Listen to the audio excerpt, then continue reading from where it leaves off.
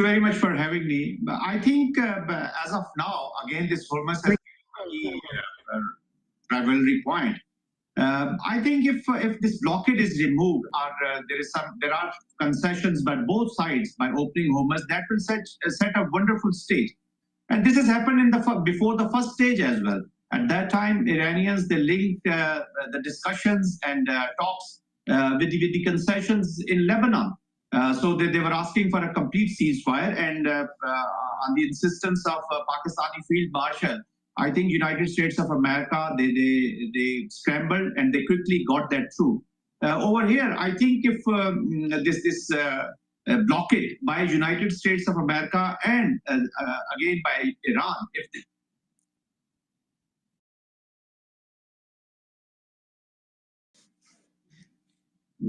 we seem to have lost our line to Zaki Mahmood there, but I want to come back to you, Abdullah, because I want to get a sense. What if you could bridge Asia's last high-growth frontier markets?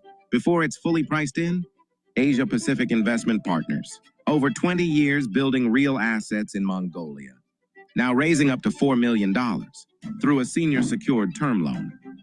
Positioned at the top of the capital structure, backed by real estate and mining assets. Limited allocation. Request access to the full offering. Join us.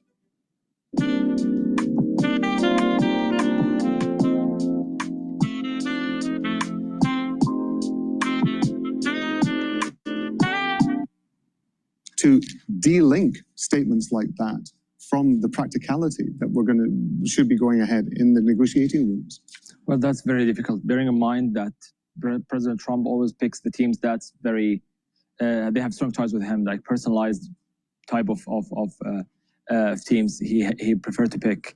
That makes it very difficult in terms of having the knowledge to discuss all the technical details with the Iranians. And I think the Iranians already mentioned that previously, that the American team, they had a problem with technicality. So that's a big thing. That could, if the Iranians are smart, they could have a deal at the moment, because this deal at least will survive for a few years, maybe, till Trump exits the White House. But it will give them a better advantage in terms of frozen assets and other things. However, if we look at the deal, like in terms of deal talks between both parties, I think it's very difficult, because having no regional countries on table, this is one issue. And we know that the whole thing started with Israel kind of pushing the Americans to have this war at the first place. So to have the Israelis not really part of it in any way, maybe just gives a chance that maybe they don't like it. And if they don't like it, then they would push again for the Americans to reinitiate this war again and resume it. I think there are so many things we could put in the context when it comes to the Americans. First, there is the mid-May China-US talks. There is the World Cup in the US. There is the midterms elections. So President Trump, his brain is occupied with so many things. He wants to exit Iran because it wasn't actually as easy as Venezuela, to be honest. So now is the time to push for a deal. But the thing is, the dynamics around this deal, if you want to break a deal at the moment, it's hard. If you want to have a framework, then that is possible. But will the American President Trump accept such a thing? That's the question. I don't think so. Zaki Mahmood in Islamabad, with regard to what your understanding is of the way that Pakistan is acting as mediator for these talks, essentially, I want to pick up on something that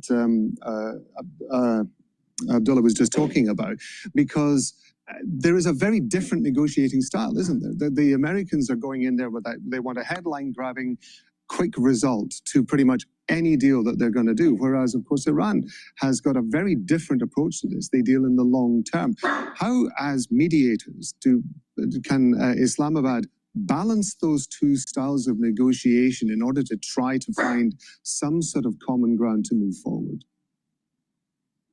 Yeah, I totally agree that this is a challenging environment, because these talks are taking place after maybe 47 years. So there is a huge animosity which is packed in these talks, behind these talks. It's a big challenge. But I personally feel that Iran also doesn't have much of a time, to be very honest. They have to do a lot of reconstruction though they are portraying that they have still they have little more threshold for the pain. They can take little more war. And the United States of America, probably President Trump has reached to this conclusion that war hasn't brought him the true objectives they couldn't achieve. So that's why this off ramp is being utilized. Pakistan is trying that because there are so many spoilers also. Pakistan is aware of those spoilers also, especially Israel. Pakistan understands that if it is these talks are prolonged, this gets into a protracted mode. This can be spoiled by any other spoiler. Larger feeling in this part of the world is that this war has been President Trump has been pushed into this war by Israel. And that's why they're not pursuing actually the true political objectives of United States of America, but objectives of Israel. So Pakistan is conscious of that also. They are trying. All right. Hello, my name is DrPaulCottrell, and we are live streaming on Rumble, YouTube, and my website, the-studio-reykjavik.com. Please help support the work that I do by sharing the links, asking your social media to follow me. You can follow me on YouTube, Brighteon, Bitchute, and Rumble, X, GETTR, Substack, TikTok, Patreon. There's lots of ways to watch my work. I also have archived audio versions of my podcast on Podomatic, Apple Podcast, and on my website under Broadcast Radio. Thank you for joining. I greatly appreciate it if you help support the free content that I create by purchasing the products that I have on my store, by sharing the links, asking your social media to follow me, and also please donate. You can donate through Stripe, PayPal, or Buy Me a Coffee, or be a paid member to my Patreon or Substack channel.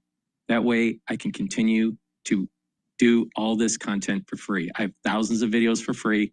I tell you how to improve your health, but I also tell you how to trade the markets, all right, and not be a victim of the news. There's too many people in this world that keep on complaining about how the world is. Well, all you got to do is step out of the box, take a look at what's going on, and make decisions accordingly to improve your life and your family's life. So thank you for joining. I greatly appreciate it if you go to my store, the-studio-reykjavik.com, and help support the work that I do. All right, so we're about 8 minutes away from opening up for trading here in New York, and the futures market for the S&P 500 is up. It's at 7,162. Oil is trading at 86.92. What's the big question mark is, will the ceasefire end and further escalatory kinetic events take place, either by the United States and or Iran? So it does look like the ceasefire is going to end and that further escalation, but we're not seeing it in the markets. We're not seeing that knee-jerk reaction in equities or in oil. So there is such a thing as the traders out there are fatigued by the situation in the Middle East.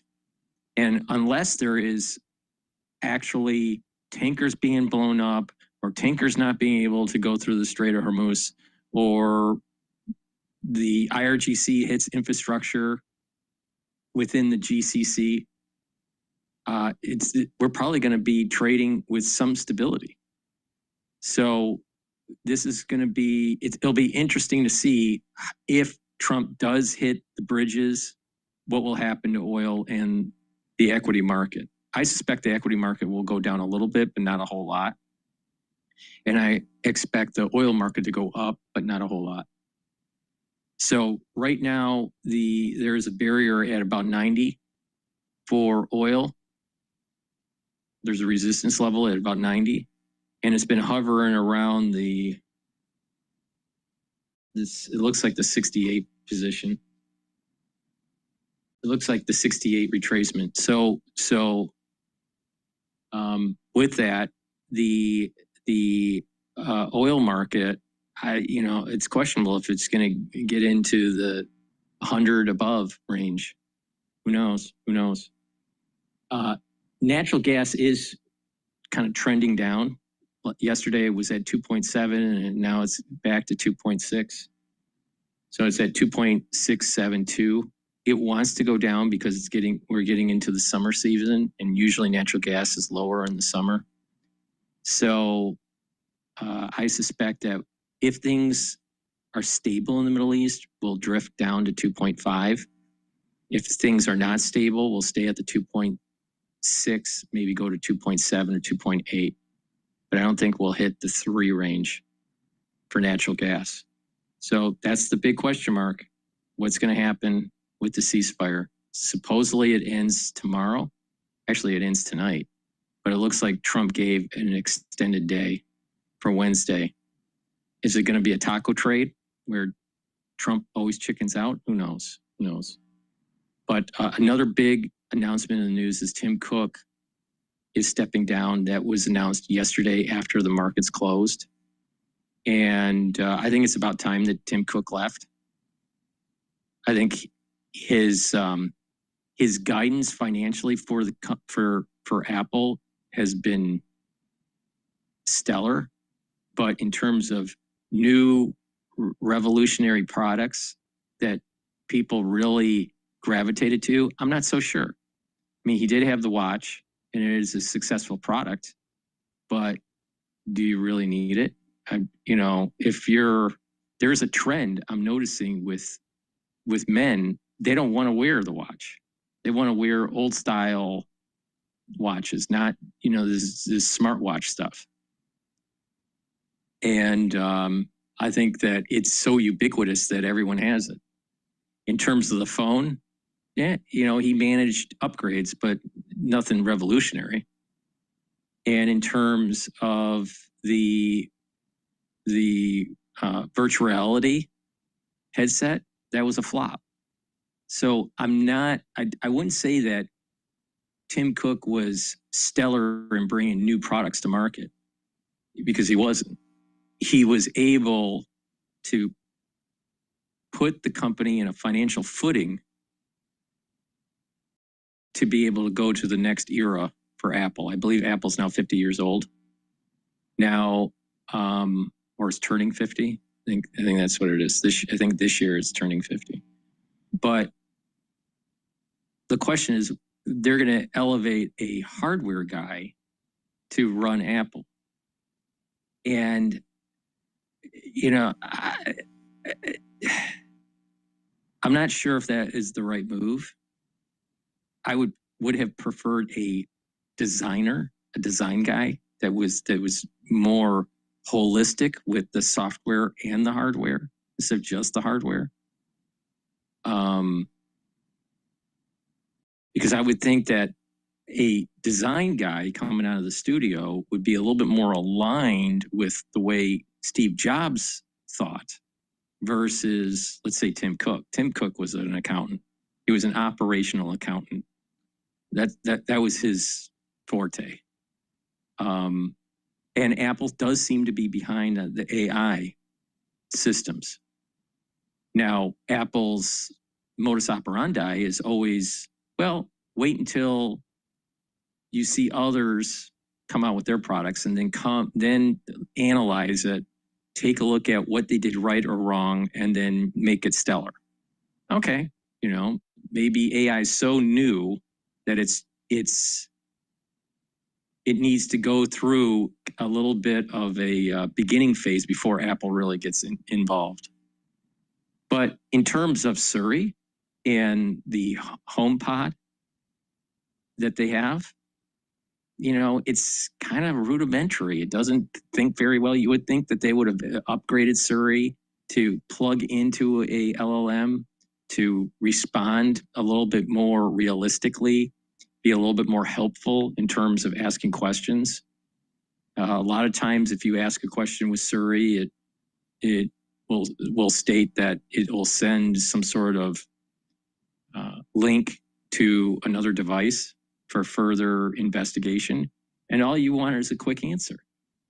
So the HomePod is kind of a failure too. So I wouldn't say that Tim Cook financially did a very good job for Apple, put it on a very strong financial footing. But in terms of new products that were revolutionary, not so much. And I've never really been a big fan of Tim Cook. I thought that he was more of a bean counter, operational guy, and not so much a design guy. And you just could tell. I mean, I worked in a studio when I was in automotive. So, I mean, I know the ethos of it. And he wasn't one of them. He definitely was not one of them. So that's my take on it. But we'll, follow the breaking news. The markets have just opened up. And what we're going to do is take a look at the S&P 500. The S&P 500 is now trading at 7,121. VIX is at 19. The euro is trading at 117. Japanese yen's trading at 159. So the dollar is stable. Bitcoin has been moving a little bit higher. It's at 76,000. I'm a little surprised at that.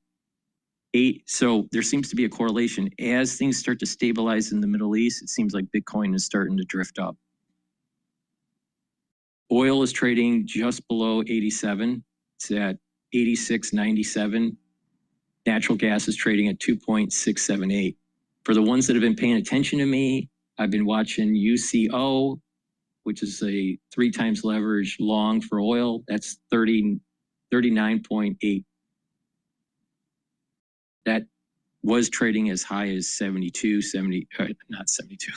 It was trading as high as 43 and 42, not too long ago, before the big oil sell-off. So UCO, take a look at that. The inverse of it is SCO. Now, SCO, I believe, is trading at $8 a share. Let's take a look.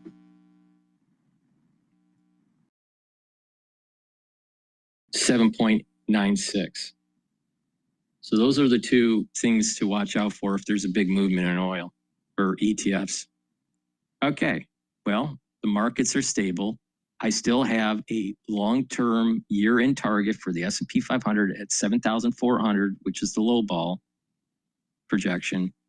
And I am also projecting 7,800 for the S&P 500 as the high-end range.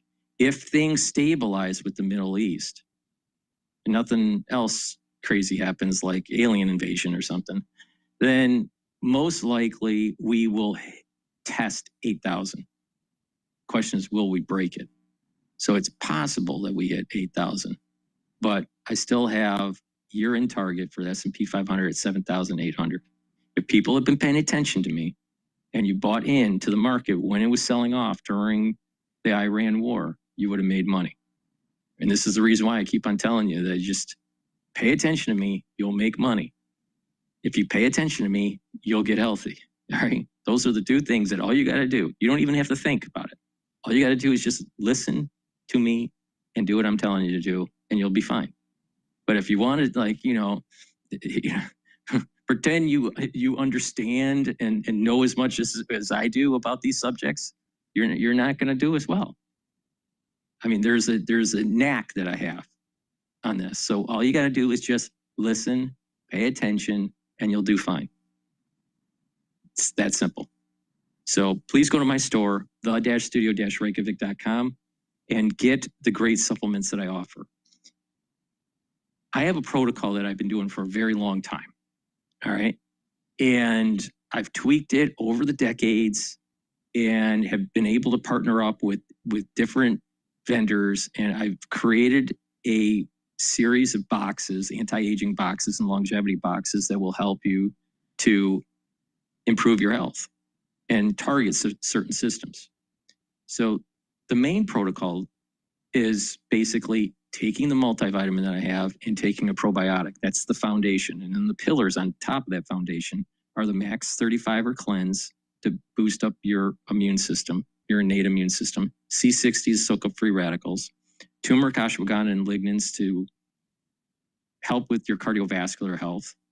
And also by bringing down that inflammation, you're also helping with brain function and even joint health. And the Boomer Boost that will help to rev up your energy levels. So if you pay attention to that protocol that I just mentioned, the foundation and the pillars, what you're doing is you're targeting all of the different pressure points of aging.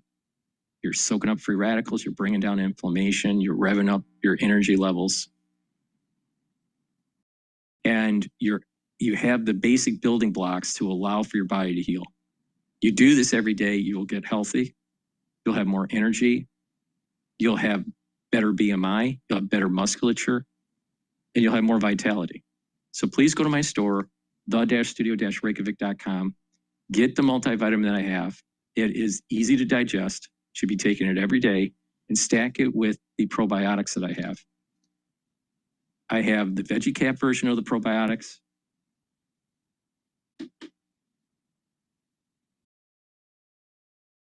And the powdered version of the probiotics. I prefer the powdered version because I take a lot of different powders for lunch. Mix it with collagen and the lignans and the boomer boost and the gladiator barley. So please go to my store, get the probiotics, get the multivitamin, and get healthy. That's the foundation. And then you'll add to it. And when you do that, you're going to notice that your endocrine system and your immune system are all getting into homeostasis. So please go to my store, use discount 5. I want you to save some money. I also want you to make money if you've been paying attention to me. And also, if you spend $100 or more on my store, you get a free gift until supplies last. Please help support the work that I do by going to my store, the-studio-reykjavik.com, and getting the probiotics and the multivitamin. Okay. With that, what we're going to do is we're going to listen into CNBC.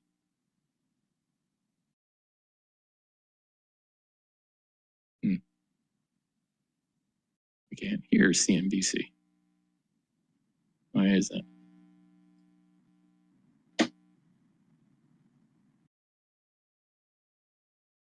All sectors. This is from Al Jazeera. feedstock for the Figure out what's going on petrochemical with CNBC. industry, the price of fertilizer, food security, energy security in all the biggest economies in the world. So an ideal deal for the Gulf is an understanding, a global compact that the freedom of navigation in the form was the security. But that could be a margin headwind as well. I just And the mentioned these integrity things. of the energy infrastructure. No, they had a terrible year. Right. If I may mean, the stock got cut in half.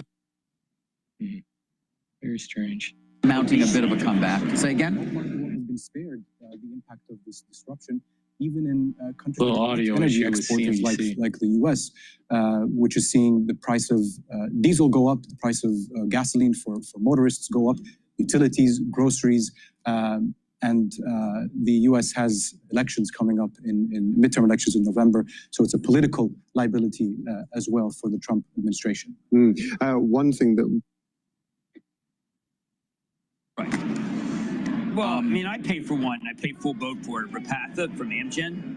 And, you know, that one, there's studies being done for that one everywhere. Is that a cholesterol, anti-cholesterol? Yes, but there are a lot of other things that it does. And it turns out there's no level, as Bob Bradway, CEO, would say, there's no level, this good level for cholesterol. I'm just saying some of these drugs they have indications that are far bigger than what we're buying them on. Yep. And I think Amgen's down. Yeah, someone put the wood to Amgen. Now, David, Yes, sir. Bill Brown at 3M. My dad used to work for 3M. That was on my list here. Now, the stock was down 5, and I'm like, I'm going back and forth. I mean, Bill, it's a great number. I'm telling him it's a great number. And it was a great number. But there's guys who sell things because of, what is it, an algo, David? I mean, what is that? Right. What, they have some key word that says sell? Yep. Because the quarter was great. No, that's not even, well, look, volatile environment. Of course, it's a volatile environment, but they had great growth. They had great growth. That's what I'm looking for is growth.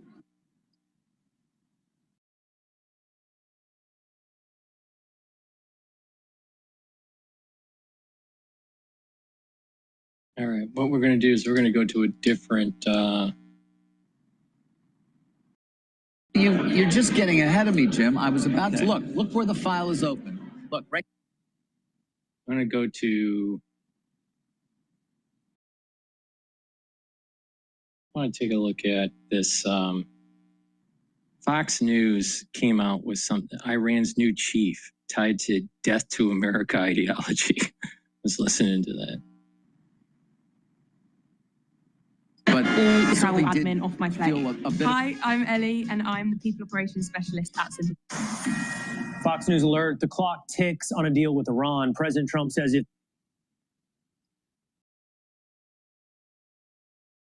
a critical question in all of this is who is really in charge of Iran? The Institute for the Study of War reports that an IRGC commander, Major General Ahmad Vahidi, and his inner circle may now hold the real control over both Iran's military response and the negotiations. So who is he?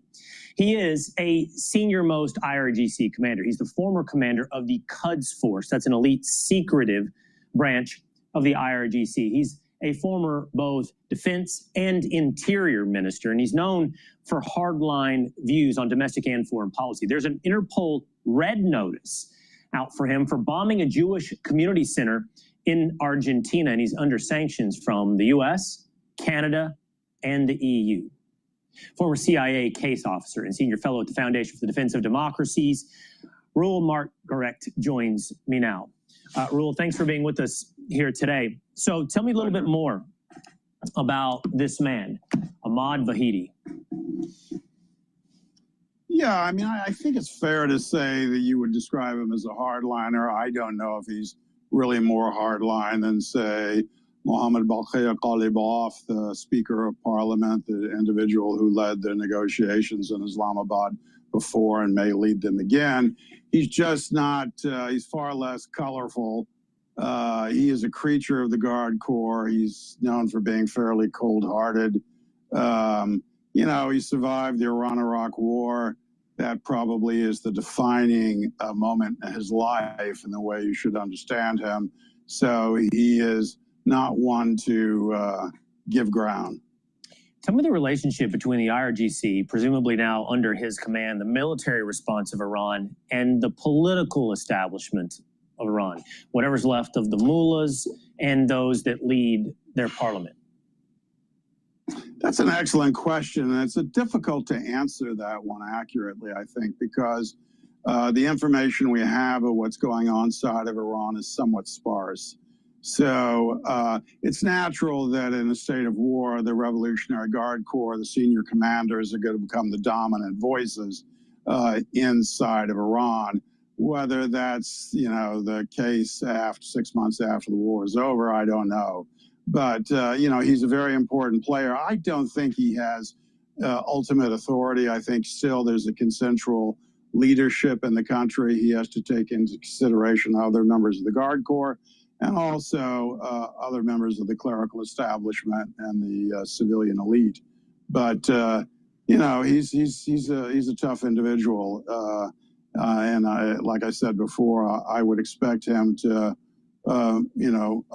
be quite willing to continue the fight. Rule, if you were watching just a few moments ago, we had Lieutenant Colonel Scott Mann on, and his parting words to me were essentially, I hope everyone is diligent about what is happening here at home, the threats that we might face here in America. There is a story out today of a woman in California that's been arrested at LAX. She's accused of selling weapons for Iran. Her name is Shamim Mafi. She's an Iranian national. She's a permanent resident, lawful, since 2016, came under President Barack Obama. She's accused of brokering deals for the sale of drones, bombs, bomb fuses, millions of rounds of ammunition between the Iranians and the Sudanese armed forces. This, of course, is not the same thing as domestic terrorism, but it does highlight the type of people that are in this country, sometimes lawfully, sometimes illegally, that have allegiances somewhere other than the United States. This story, is this an illustration of a problem that we have here on American soil? Well, I mean, we haven't had very good export controls. That's gotten a lot better. I mean, when cameras first got into the Iranian centrifuge cascades, we discovered that many of their most essential machinery was actually manufactured in Boston. So, the Iranians have been experts at developing dual use import networks. That continues. They've been under sanctions for quite some time. Now, on the suggestion of whether they may have, cells, black operations in the United States, I remain somewhat skeptical. I think we would have already seen them, and I think there has been a real degradation in the two primary intelligence services in Iran, the ministry, and also in the Revolutionary Guard Corps, and their overseas operations in the West. That doesn't mean they're not lethal, but I think they don't have the personnel that they once did. And they've also probably lost a great deal of Hezbollah support. So it's still a threat, but I suspect the FBI isn't paralyzed by that threat. So just to be clear, you said that their capabilities have been degraded, but you also suggest that if they had those capabilities, you think they would have already deployed them. They would have done an attack on American soil if they had the capability to have that attack.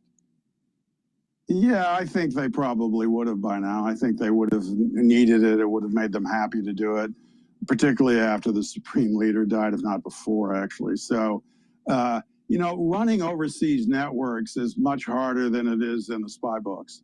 And they have a great deal of difficulty now moving people, particularly into the United States. So you'd have to recruit people that are already here. It's a challenging environment for them. And they've operated better in Europe. They operate much better in the Middle East and Asia. But, you have to watch it. But they're certainly not in the league that they might have been, say, 30 years ago.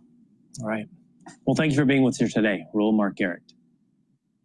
Be sure to like and subscribe for all the Fox News latest on YouTube. All right. Please go to my store, the-studio-reykjavik.com, and get the turmeric. Turmeric will help to soak up free radicals and bring down inflammation. Lignans soaks up free radicals and brings down inflammation. It helps with your immune system and your endocrine system. And turmeric. Turmeric will help to control your cortisol levels and your blood glucose levels, boost up that immune system, and help bring down inflammation. Now, if you stack this together, take the ashwagandha root, take the lignans, and the turmeric together, all right? It's a very powerful stack to help with your cardiovascular health. Why? Because what it's doing is it's bringing down that inflammation and soaking up free radicals. And when you're doing that, you're reducing the concentration of oxidized LDL, so you have less plaque formation. And over time, stacking with some other stuff like C60, vitamin D3, K2, right? When you do that on a regular basis, and nattokinase and omega-3, you can actually slowly reduce the buildup of plaque in your vascular system. You can actually bring down, let's say, a 50% blockage in your carotid, or 65% blockage of carotid, and bring it down to 15 or 20% blockage. But it takes time. It takes diet, exercise, and the proper supplementation. So, but the point here I'm making is that if you stack this together, you're supercharging the effects, the synergistic effects, and it's allowing you to help improve your cardiovascular health, improve your immune system, improve your endocrine system. And with better blood flow, you're also improving your brain function. My father passed away from ischemic dementia. Another term for it is vascular dementia. It's a terrible way to die. It's a slow process, actually. It's faster than normal Alzheimer's, but for him, it was about a 5-year arc before he passed. It's a terrible way to die, all right? And you don't want that. So the best thing you can do is improve your cardiovascular health. Super important. Proper diet and exercise, proper supplementation. You pay attention to me, and I've been saying this on every damn video. If you pay attention to me, you will not have the problem. All you got to do is just listen. So please go to my store, the-studio-reykjavik.com. Get the ashwagandha root, the turmeric, and the lignans, and you'll be able to help with improving your health and improving your cardiovascular system.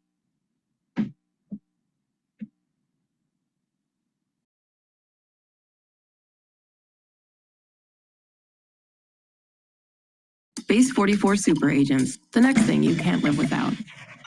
No setup. Just say hello. All right, according to reports, Iran's Islamic Revolutionary Guard is now consolidating power inside of Iran. In other words, the hardline radicals who have terrorized the world for decades are likely running the show. The guys with guns, not the guys in the suits that'll be in Pakistan. Here with more. Fox News strategic analyst, our friend General Jack Keane is with us. General, great to have you. If we were going to be very blunt and very, very honest, General, the easier path for the president would be to wipe them out, obliterate them, hit all those targets. But the reality is the president really deep down does not want to do that to the Iranian people. I applaud him for that. And he's going the extra mile. However, when there's a report out tonight, the Iranian, our parliamentary speaker, saying that they have new cards to play against the U.S. You have Iran's new IRGC chief, one of the hardliners from days gone by, now in charge of the guns. I'm less optimistic than I was over the weekend. Yeah, sure. Well, you have cause to be, Sean, to be frank. I think what we're witnessing right before our eyes is a power struggle inside of Iran. And yes, Galibov, while he was a general in the IRGC at one point, right along with Vahidi, who is now the head general in the IRGC, Galibov does represent the political side of it because he's the head speaker in the parliament. And I think they are really at odds. We have talked to Galibov in the past, and so we know for a fact that he is willing to make some compromises on the deal. In other words, some concessions to the United States. It's likely, we don't know for a fact, but Vahidi disagrees with all of that. And this power struggle is going on, and what will be the resolution of it? There's a couple of paths here. One, take President Trump serious, that if you don't come to the negotiating table and the ceasefire ends, by the way, it's Wednesday, not Tuesday it ends, and if it ends on Wednesday and he promises to go back to full combat operations, but so our audience understands, we have twice the capability on the U.S. side in the theater now than when we started the war. We have never given up bringing in additional assets to assist with the execution of our wartime objectives. The Israelis, who had some ammunition shortages, have full magazine depth now. So if we go back to combat operations, they are going to be absolutely full throttle and considerably more dramatic than anything the Iranians have experienced, to include all the targets the president is talking about, and then some. But Vahidi, listen, hardliners here. Vahidi has a couple of choices here. One, okay, work it out with Galibov and let's not test the president. Let's go to the negotiations, but put some strict controls on Galibov in those negotiations. Or, and they're capable of this, Sean, test the president and accept going back to combat operations, because in the end, where they are, they believe that the president will not go completely to the end of it. The pressure on him politically and economically will force him to end it prematurely, and they'll still be standing, and they'll have leverage as a result of it. And no negotiations taking place at all is what he is possibly thinking. And I'm trying to put my head inside a bona fide hardliner who was the guy that was in charge of the Quds Force, and guess who he gave that job over to? Qasem Soleimani. So this is the ilk of what we're dealing with here. I just wanted our viewers to understand some of the thought processes that may be going on here, and even the extreme that I'm mentioning, and why wouldn't they accept what's plausible and also reasonable? Well, because this is the Iranians, and we got long time history with how unreasonable they absolutely are, and they don't care about their people. They care about what? Personal survival, the regime surviving. That is it. And they don't care about what's best for their people. And if we're going to pound Iran, and we would, to seriously force an economic collapse, that's what would be on the horizon. It would be less about their weapons and more about their future, for sure, here in terms of their viability economically. in Vahedi's mind, if he survives that, he wins. Now, that is diabolical thinking for sure, but that is part of the rationale. We have been dealing with these people for a long time, Sean. After 14 bunker buster bombs, that war ended in 12 days. That was phase one, Midnight Hammer. I'm trying to, all that President Trump has done here and all the damage he's inflicted upon them, how they could doubt in any way, shape, manner, or form his resolve to do it the hard way if he has to. And I want your reaction to that. And what about this warning about we have new cards to play? I take that as typical, quintessential propaganda and bluster. Your thoughts?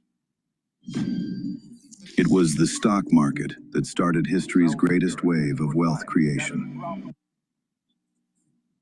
Yeah, well, we know our president, and you would think the Iranians by now would know him as well.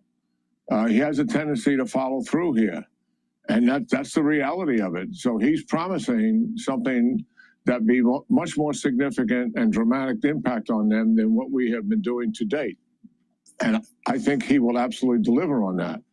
He's also making a point, and certainly we understand this, that in our negotiations, while he's willing to talk, he's not going to put up with a bad deal. That is a fact, because he understands and knows what a bad deal looked like. He walked away from one, as we all know, in 2018, 3 years into Obama's bad deal. So are they making assessments of the president? Of course they are. But they also, I think, where Vahedi's coming from, he believes there's significant pressure on the president. And it may be worth his while to try to accept whatever the president wants to give him. I think that is absolutely reckless thinking, and he's not being rational. But I'm just trying to paint a picture here of what can be going on.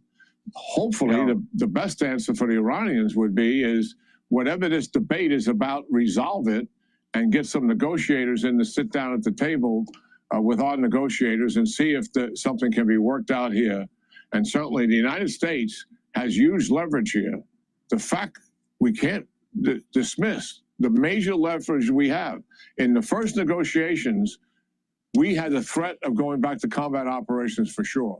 In the second negotiations, which we're about to take, the number one leverage we have is we have shut down all of Iranian exports, oil and everything else they export. And the reality of that is that's 80% of their revenue. That is huge leverage in of itself. The second piece of leverage we have, Sean, is what I mentioned, full throttle combat operations. So we are going into these negotiations holding a lot of cards in our hands, and actually a stronger hand than we had in the last negotiations. President Trump knows that. Our negotiators know that. Galibov certainly understands that. I think Vahedi probably understands it as well, the head of the IRGC. It remains to be seen what his reaction is going to be to all of this. I think we'll know within 12 to 20 hours for sure. One thing I would love to see, the Israelis somehow arms get in the hands of the people. Vahedi and others I don't think would survive 180% inflation rate. Their currency is now worthless, on top of the fact that they have half their workforce not working. This will be devastating. Hopefully the Iranian people will then wake up. That becomes their moment of truth too. General, as always, we appreciate you being with us. I think it's becoming exponentially higher probability that the United States is going to be hitting Iran this week. But you're not seeing it in the markets. Oil's still stable, $86.79, and the S&P 500 is trading at 7,131. Please go to my store, the-studio-reykjavik.com, get the Myotrol. Myotrol will help with the gene expression to build muscle and maintain muscle. This is super important if you're 40 years of age or older, if you're male or female. Do some resistance training. This has polyphenols, flavonoids, and lignans to help with the gene expression to build muscle and maintain muscle. It will also help the health of your mitochondria. When you build muscle, you'll have better bone structure. In addition, by building muscle, you're going to also have higher concentrations of myokines and higher concentrations of BDNF, which are neuroprotective. So in essence, by building muscle, you're actually improving your brain function. So please go to my store, the-studio-reykjavik.com, and get the Myotrol. In addition, by building musculature, especially in the legs, in the calves, you're allowing for better venous return flow to your heart. So you have better cardiovascular fitness too. This is the reason why when you work out, don't do too much cardio. You want to be 65% actually resistance training, not too heavy weights, but 65% of your workout should be resistance training, 35% should be cardio. A lot of people out there think, oh, you're going to do 90% cardio. Wrong. That's the wrong way to do it. It's the totally wrong way to do it. So please go to my store, the-studio-reykjavik.com. Get the Myotrol. If you spend $100 or more, you get a free gift until supplies last. Click the link in the description of this video and all my videos. Go to my store, the-studio-reykjavik.com.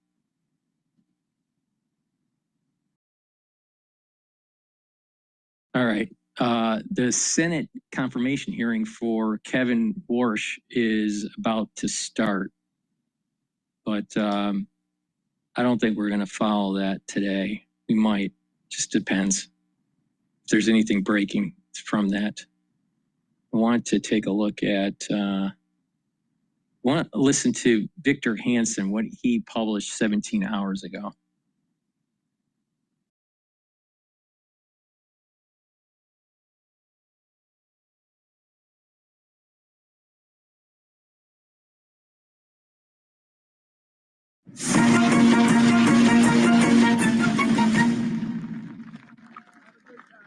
Hello, this is Victor Davis Hansen for the Daily Signal.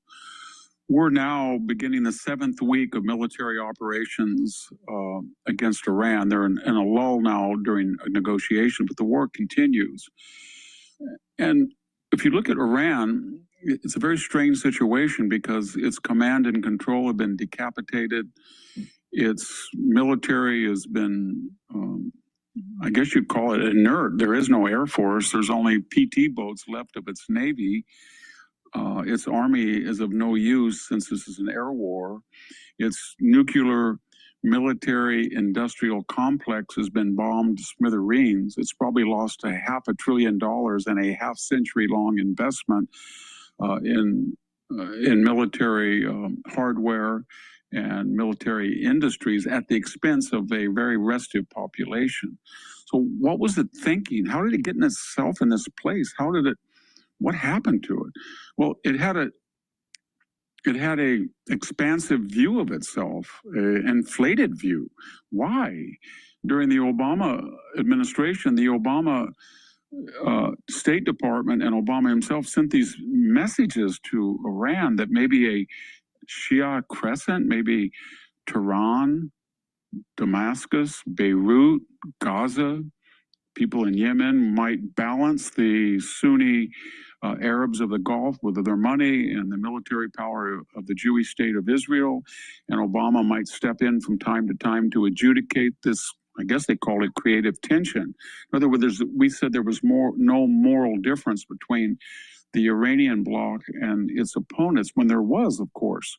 But that gave the impression to Iran that we were afraid of them, or we would always be willing to make concessions. When Biden came in, the Iranians looked at him. The first thing he did was beg them to get back in the Iran deal. That inflated their egos even greater. Then he lifted sanctions and gave them $100 billion of new revenue. Meanwhile, the Iranians were looking at Russia going into Ukraine, and the United States had done nothing other than say our reaction will hinge on whether it's a minor or major invasion.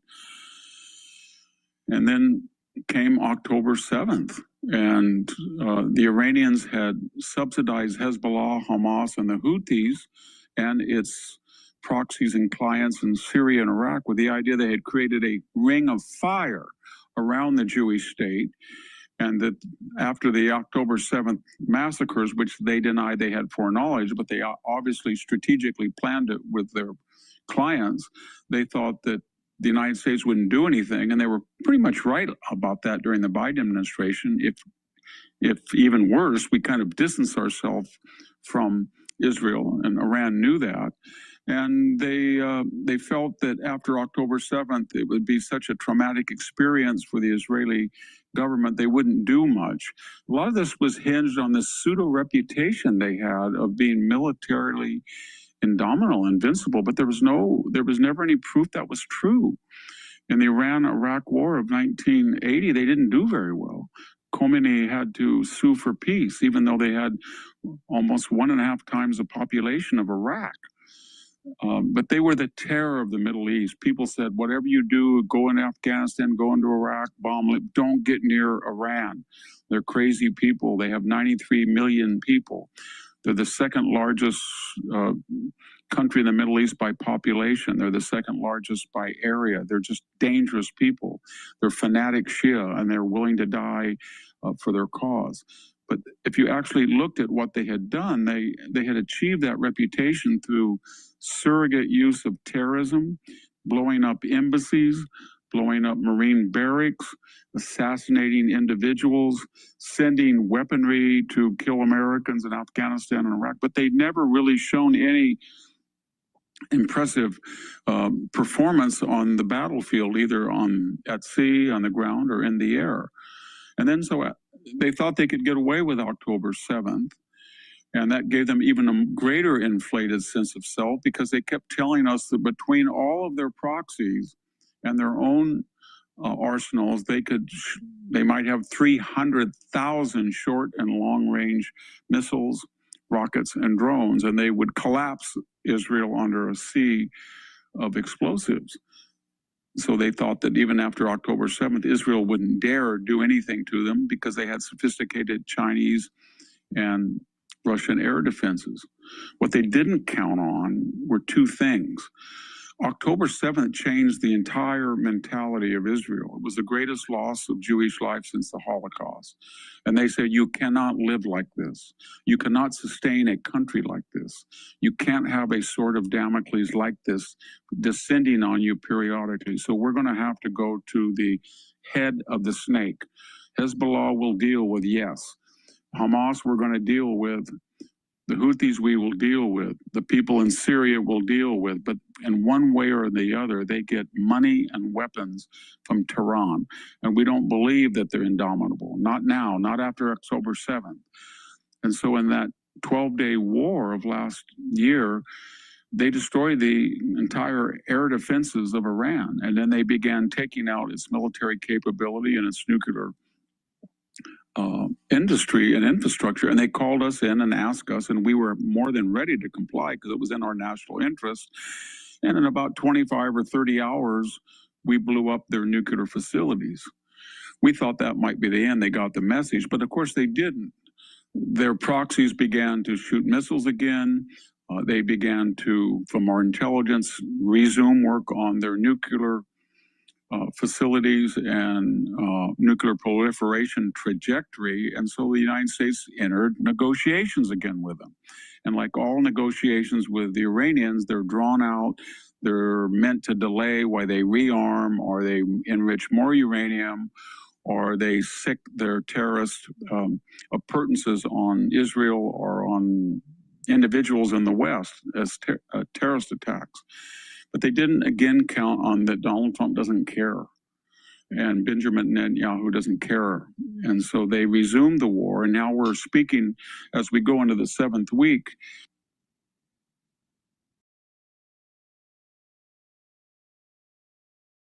Dollars plus a day in lost revenue by the U.S. blockade. It has no cards to play. And all it can hope is that someone will call off the United States. And we'll talk about that in a later video. Who are those somethings or somebodies that might save Iran at the 11th hour? Because it will not be able to save itself if the United States decides to take out its bridges, take out its electrical generation capability, and force it back to the negotiating table, not to negotiate, but to submit to terms. Thank you very much. This is Victor Davis Hanson for the Daily Signal.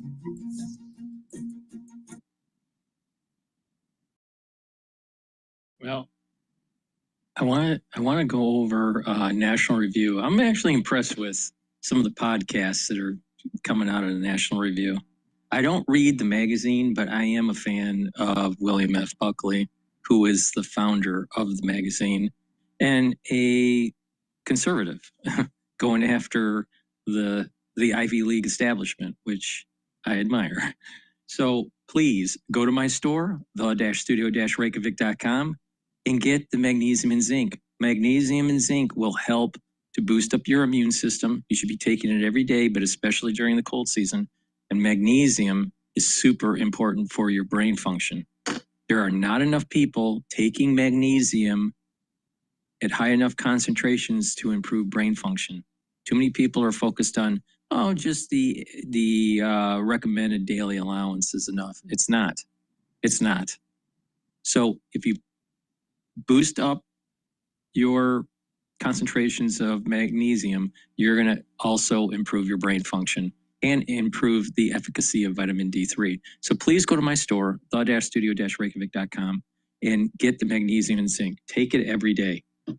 Super important for brain function and immune system. You'll be also getting synergistic benefits by taking vitamin C and magnesium.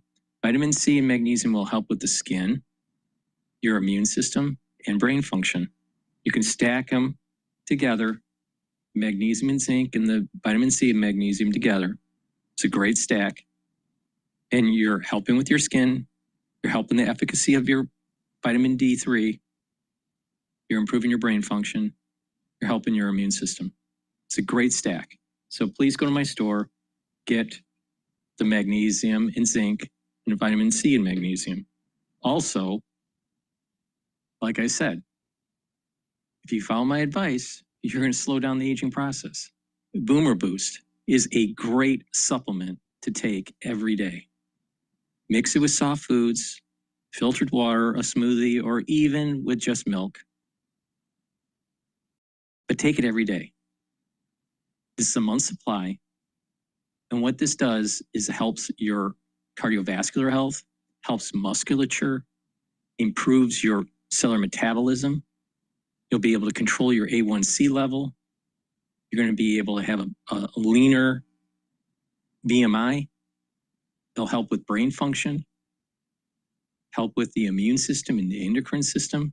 And by taking it every day, you're going to slow down the aging process. It's going to soak up free radicals, bring down inflammation. It's a supplement that is a cornerstone to helping slow down the aging process. So please go to my store, get the Boomer Boost. It's part of my overall protocol. And that overall protocol to slowing down the aging process is the multivitamin and the probiotic as a foundation. The first pillar, Max 35 or cleanse to help boost up the innate immune system. C60 soaks up free radicals, 1,000 times stronger than vitamin C. Turmeric, ashwagandha, and lignans bring down that inflammation. And Boomer Boost, rev up that cellular metabolism and your energy levels. If you pay attention to that protocol that I just mentioned, it's targeting all the major components of aging. And it'll help you to slow down the aging process, help you to reduce the methylation of your genes so you have a younger epigenetic profile. If you follow my advice, you will get healthy.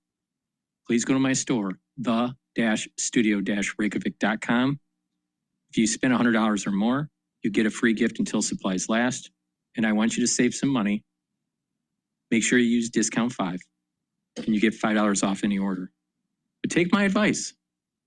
And if you've been paying attention to me since the beginning of the Iran war, you would have made money in purchasing a broad index in US equities.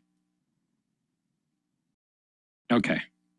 So with that, let's listen into the National Review.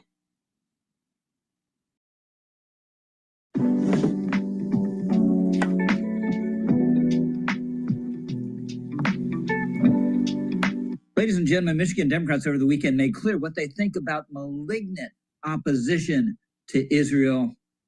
They love it. The University of Michigan, Board of Regents. Y'all so excited. Yes. I'm here now.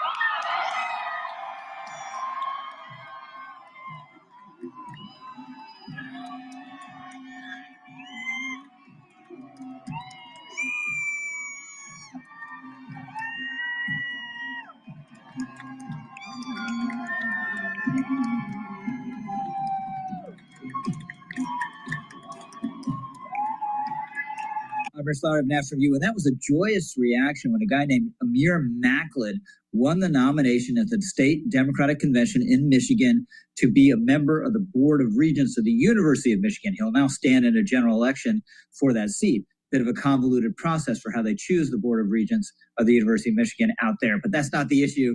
The main thing is that Macklin is a vicious, virulent Israel hater who's expressed anti-Semitic sentiments and expressed support for vicious anti-American and anti-Semitic terrorists. This guy, in short, is a poisonous toad. So what's going on with the Democratic Party? Well, it is becoming the Dearborn Democrats. Now, I don't mean that literally, although Macklin does practice law in Dearborn, Michigan. I mean it in the same sense that Gene Kirkpatrick called the Democrats the San Francisco Democrats in the 1980s, a city that encapsulates the reigning attitudes of the party. Back then in San Francisco, it was opposition to the Cold War, a blame America first attitude and cultural radicalism. Now in Dearborn, it is a thoroughgoing hostility to the Jewish state and to Jews themselves. So let's look a little bit more at Amir Macklin's body of work. This is from a Detroit News report. It notes that Macklin retweeted several posts from X in June and July 2025, praising Hezbollah, including posts referring to Hassan Nasrallah, the former leader of the terror group, as a martyr. And this is something that I've been complaining about for a while. People need to pay attention in the United States that the Democratic Party that's aligning themselves with this Islamic fascism, they're eroding the constitutional freedoms that our founders enshrined in a document. In that document, the Constitution, the bedrock of those statements and civil liberties in that Constitution, the bedrock of it is the Enlightenment, which is a philosophical theory of life, liberty, and property. Now, it was rephrased by Benjamin Franklin, the pursuit of happiness. But the reality is that our Constitution, our system of government, our constitutional republic is heavily predicated on the Enlightenment. Now, Sharia is not part of the Enlightenment. Now, some people call it Sharia law. It's not what it's called. It's called just Sharia. So the bottom line is this. If you're not going to be focused on what is happening in the country, you are going to lose your constitutional freedoms. And it'll slowly erode, not at the federal level, but at the local level. What has happened in Michigan, in Dearborn and in Hamtramck, which is a township just outside of Detroit, has been taken over. And it is now a caliphate. It's run like a caliphate. They're trying to push out non-Muslims. Now, you don't believe me? Why don't you get in your car or get on a plane and go to Michigan and take a look at Dearborn and Hamtramck. And this is what is going to happen in other cities in the country. Now, the Democrats are aligning themselves because of suicidal empathy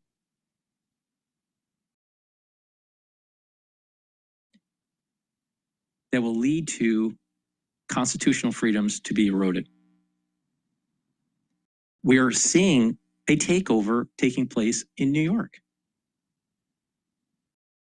Now, this may sound xenophobic, but the bottom line is this. Do you really think that it makes a lot of sense to have someone that is a communist that prefers Sharia,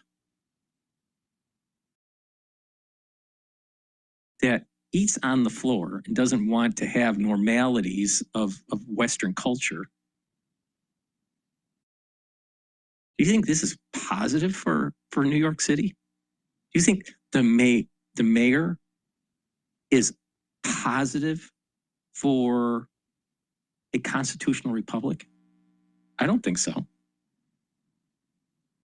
But the thing is that the Democratic Party has aligned themselves to this, because the Democratic Party is run by left-wing constituency. Unfortunately, there's no middle ground anymore on the Republican or the Democratic side. Most of America wants to be middle ground, maybe a little left of center, maybe a little right of center, but not far right or far left. But the thing is, these parties are run by the far right and the far left.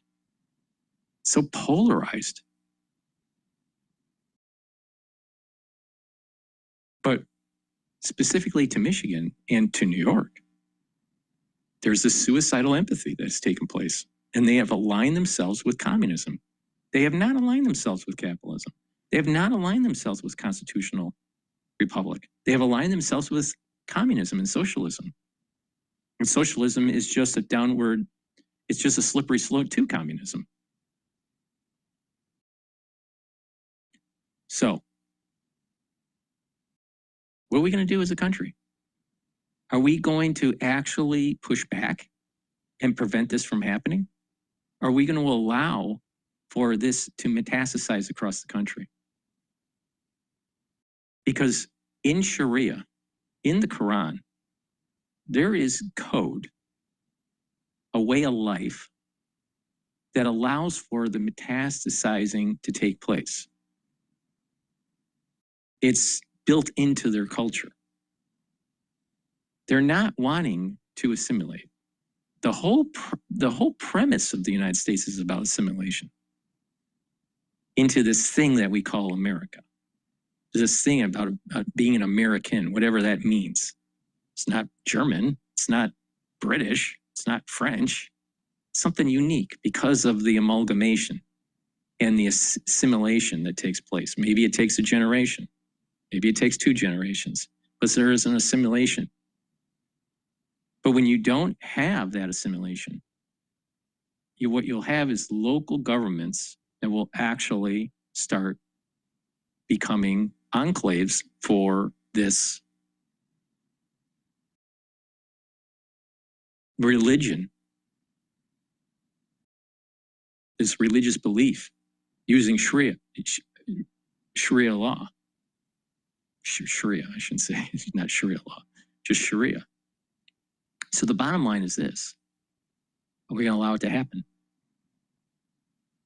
Michigan is becoming a big problem with this, just like it's a big problem in London. And it's starting to become a problem in New York City.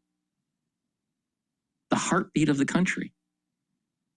The place where 9/11 happened, where there was a terrorism that took place. Independent if you say there is an inside job or not, doesn't matter. It was tied to terrorism. It was tied to Islamic terrorism. And we're going to just let the doors open? Well, that sounds like a Trojan horse to me. Maybe we need to start paying attention to Homer. Maybe we need to start paying attention to the old classics of like what happens when you let a Trojan horse in. What happens to your culture? We're in a dangerous situation, and unfortunately, there are a lot of stupid people out there that are aligned with the Democratic Party that aren't aligning themselves to the Enlightenment. They're aligning themselves to Marxism. Marxism isn't the Enlightenment. Marxism takes away your property.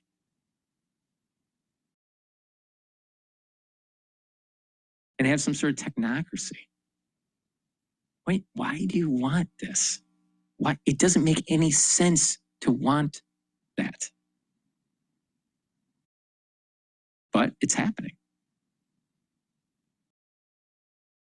So ground zero in the country, when it comes to the Sharia issue and this enclave and how it's starting to propagate throughout the society, ground zero is New York and Michigan, and specifically in Michigan, Dearborn and Hamtramck. New York, Dearborn, and Hamtramck. And if we don't stop this bullshit, it's going to metastasize. Now, how do we stop it? By making sure that people that are elected officials are aligned to the Enlightenment, that are aligned to our constitutional republic, and not Sharia.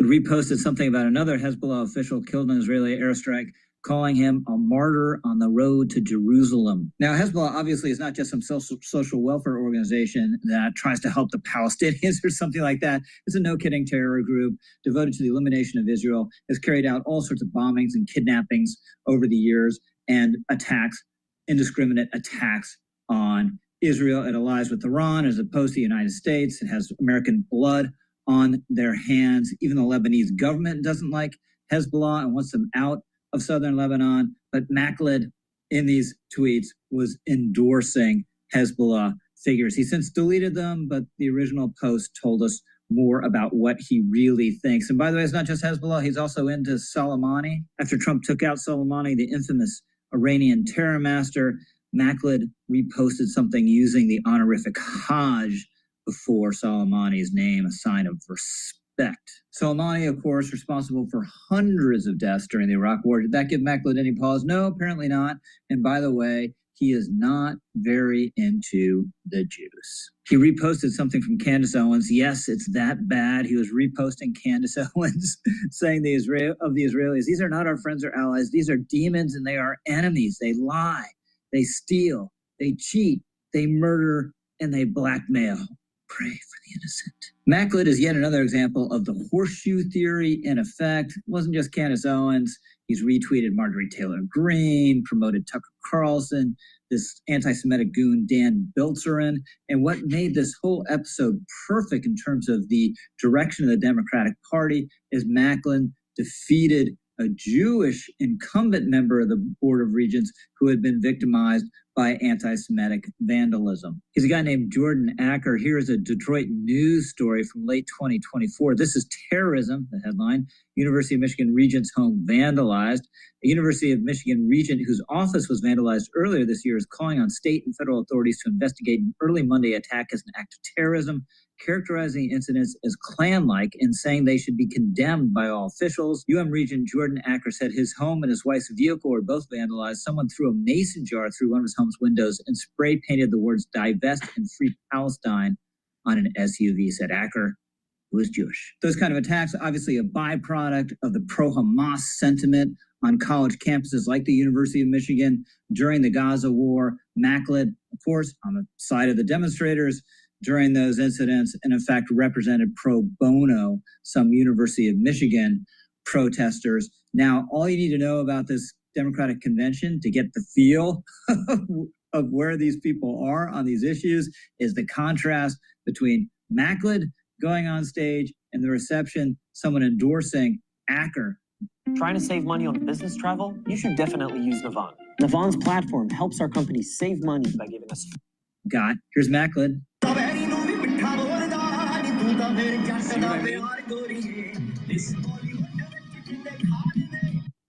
See this? This is Michigan Democratic Party, the MDP. Sounds like even communists, like the CCP, the MDP. See how they're branding this? You need to wake up. Michigan is in danger of Sharia, all right? But it's not just Michigan. It's also New York City, which is the heartbeat of the country. Now, if your heart is all clogged up and it's not working right, not pumping the blood right, do you think your body is perfusing blood properly and that you're going to be healthy? Of course not. Now, what do you think is going to happen to New York when the center of capitalism has a heart attack? You think you're going to be healthy? You think the rest of the country is going to be better off? Of course not. Look at exactly this. You could see this on the screen here. Maybe it's a little difficult because of my mic, but it's MDP, Michigan Democratic Party.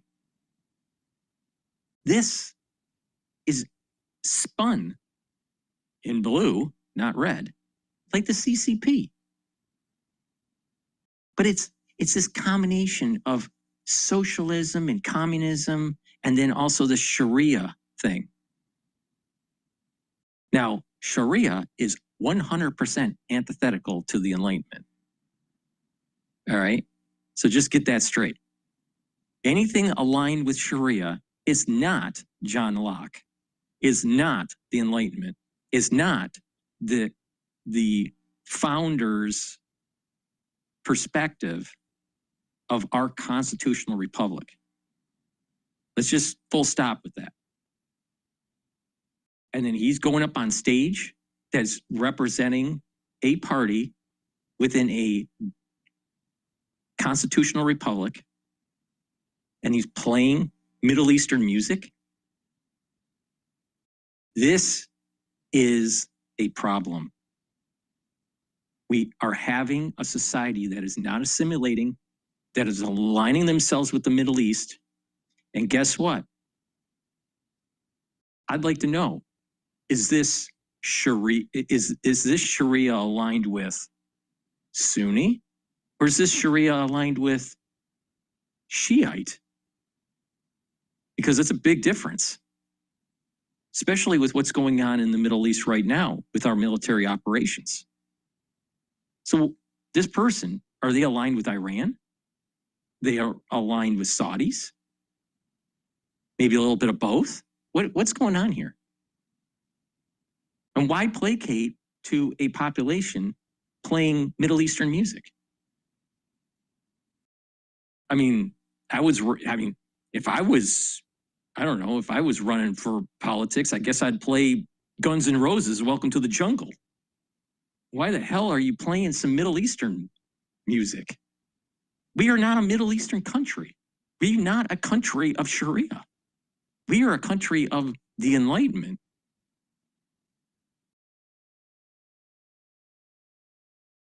This is a big problem. People need to wake up to it. Here, in contrast, is the endorser of Jordan Acker, a guy named Jonathan Kinlock, getting booed off the stage talking about Acker. We must continue to be committed to supporting Jordan Acker, because Jordan Acker is committed to a better team.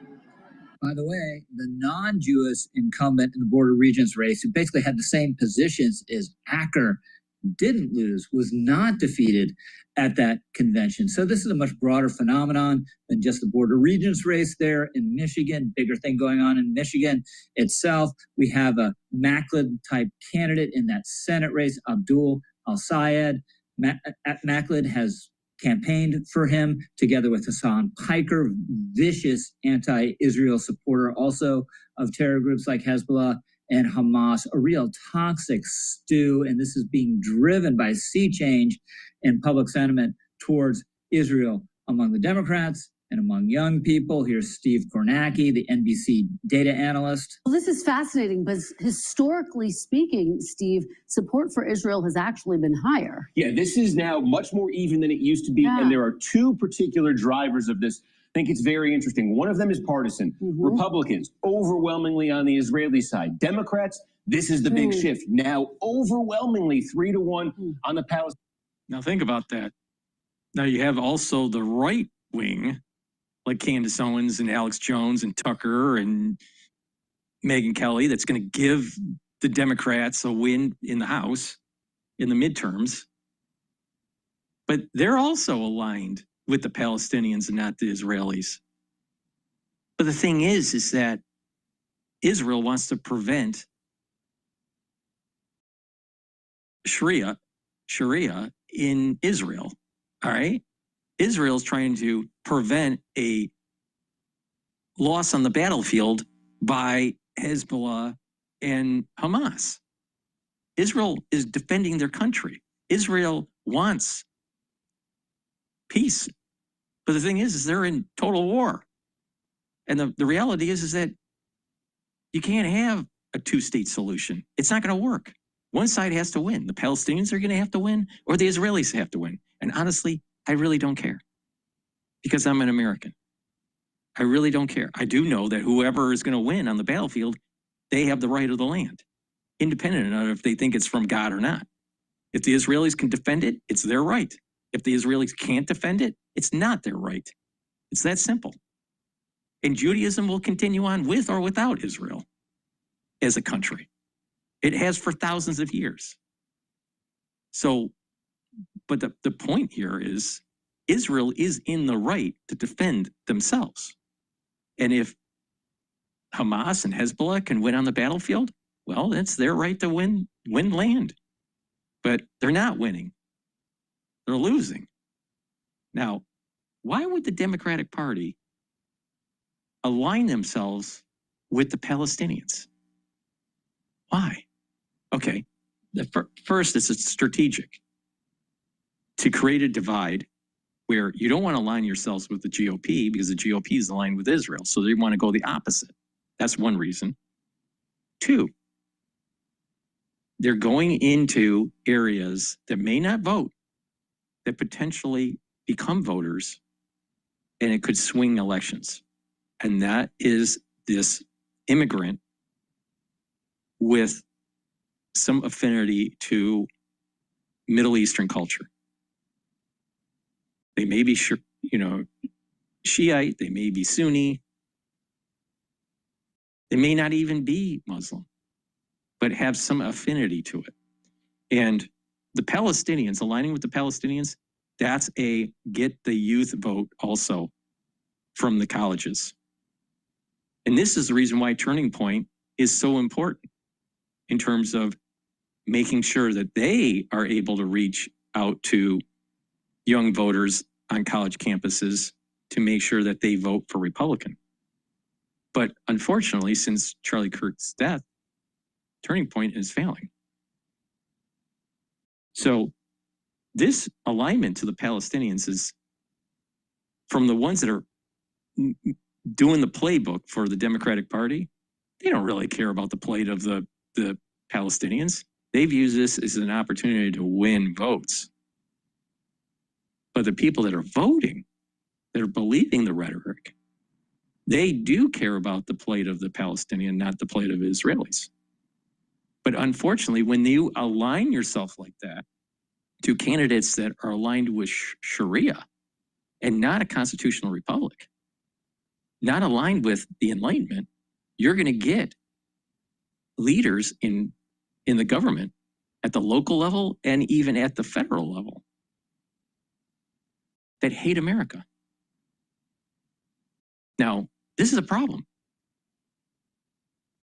And this is what the Israelis have been warning people about. There is a metastasizing that's taking place. The United States is a nation of immigrants, a nation of a multitude of people with the presumption of assimilation into something that we try to describe as the American culture. Now, you can have enclaves but when those enclaves become pernicious, when those enclaves become a systemic risk, then we got a problem. And that is exactly what's starting to arise here. This alignment with the Palestinians, this alignment with Sharia, this alignment with the Middle Eastern culture in the United States is a cancer to the very foundation of what we are. And we are followers of the Enlightenment.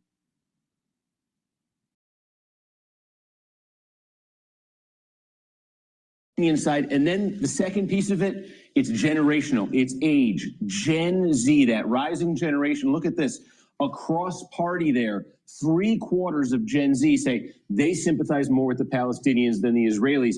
That's a massive sea change. It gets worse. Look at this. This is a breakdown of fave, unfave ratings of Israel, China, and Iran among Democrats under 50, 62% unfavorable to Israel, only 54% unfavorable to Iran, and 43% unfavorable to China. Unbelievable. Now we see the sentiment reflected now, not just in rising Democrats who might. So you have a constituency voting Democrat that's under 50 that actually prefers Iran and China. Iran, theocratic regime that doesn't want women to have rights. And China, which is a one-party system that's communist, using capitalism to fund their communism. Come future office holders, but in the mainstream of the current Democratic Party, 40 out of 47 Democratic senators just voted for a Bernie Sanders-sponsored resolution to cut off military sales to Israel. What is happening is the foreign policy of the Democratic Party is being reoriented around a virulent opposition to Israel, with all that implies, including opposition to alleged malign Israeli or Jewish influence on our domestic politics, and underneath it all, a foundation of anti-Westernism. What we are seeing aborting is the Dearborn Democratic Party, and that's going to be a very bad thing for our politics, for our national interest, and for our country. I'm Rich Lowry, over and out. Something that used to terrify me in my business was doing. It's a big problem. People need to wake up or it'll be too late. Please go to my store, the-studio-reykjavik.com. Get the structural nanosilver lozenges and drops. They're made from very high quality structural nanosilver. You can get it in honey and lemon and also in cherry flavor. In addition, you can get the lozenges, which are a little larger than the drops, in Manuka honey and also in orange splash. So please go to my store. Get a few bags for your household. They're perfect for the cold season, the allergy season, which we're in right now, and also when you're cleaning the garage or the basement or your home and you're in a dusty area. Prevent that irritation. All right. And when you mitigate and you neutralize because of the structural nanosilver, you're going to be able to weather whatever you're being exposed to. So please go to my store, take my advice, and get the structural nanosilver lozenges and drops. They're very high quality. Now, also get the olive leaf extract. Olive leaf extract is dual purpose. It's going to help with your immune system and your cardiovascular system. Why? Because it brings down inflammation and it helps you to control your lipid profile. By controlling your LDL levels and lowering those and increasing your HDL levels, you're reducing plaque formation. Super important. And again, if you have better cardiovascular health, you will have better brain function because you have better blood flow. And when you bring down that inflammation, you're also improving your brain function. Now, vitamin D3, super important to take. Why? It allows you to absorb calcium. You do resistance training and you get denser bone. But vitamin D3 is a gene expression cofactor so your cells perform properly. It also helps to get cells to go into apoptosis if they're infected, so it's super important during the cold season. And vitamin D3 is super important for your cardiovascular health. You stack it with K2, MK7, the turmeric, ashwagandha root, nattokinase, omega-3. And that's a great stack to help to prevent further plaque. And over time, by proper diet and exercise, you can shrink the plaque buildup. So please go to my store, the-studio-reykjavik.com, and get the vitamin D3. And then there's a protocol out there that I should do another video about it. There's a protocol on how to reverse osteoarthritis with vitamin D3 and K2. So please go to my store, the-studio-reykjavik.com. If you spend $100 or more, you get a free gift until supplies last. And also make sure you use discount 5. I want you to save some money. Now, the markets are moving a little bit as we're going through these different videos. The oil market has been ticking up and is now trading at $88.14 for WTI futures. The equity market is trading at 7,121. The peak intraday trading today for the S&P 500 was 7,137. And Bitcoin is trading at 76,500. And we're also having natural gas go up a little bit. It's just below 2.7. And for the ones that have been paying attention, intraday trading for UCO is climbing up. It's now trading at 40.28 because that's tied to oil. So WTI is going up, so is UCO. Now, why is it going up? Probably because traders are saying, you know what? Wednesday is around the corner here, it's tomorrow. What is going to happen in Iran? And most likely there's going to be military operations and there probably will be a spike in oil. I suspect that it'll be trading in the 90 range tomorrow, maybe even today, but I suspect that it'll be trading in the 90 range tomorrow, but below the 100 range. So we'll have to see. Anything can happen in the world of Trump. All right, what we want to do is take a look at some more breaking news here.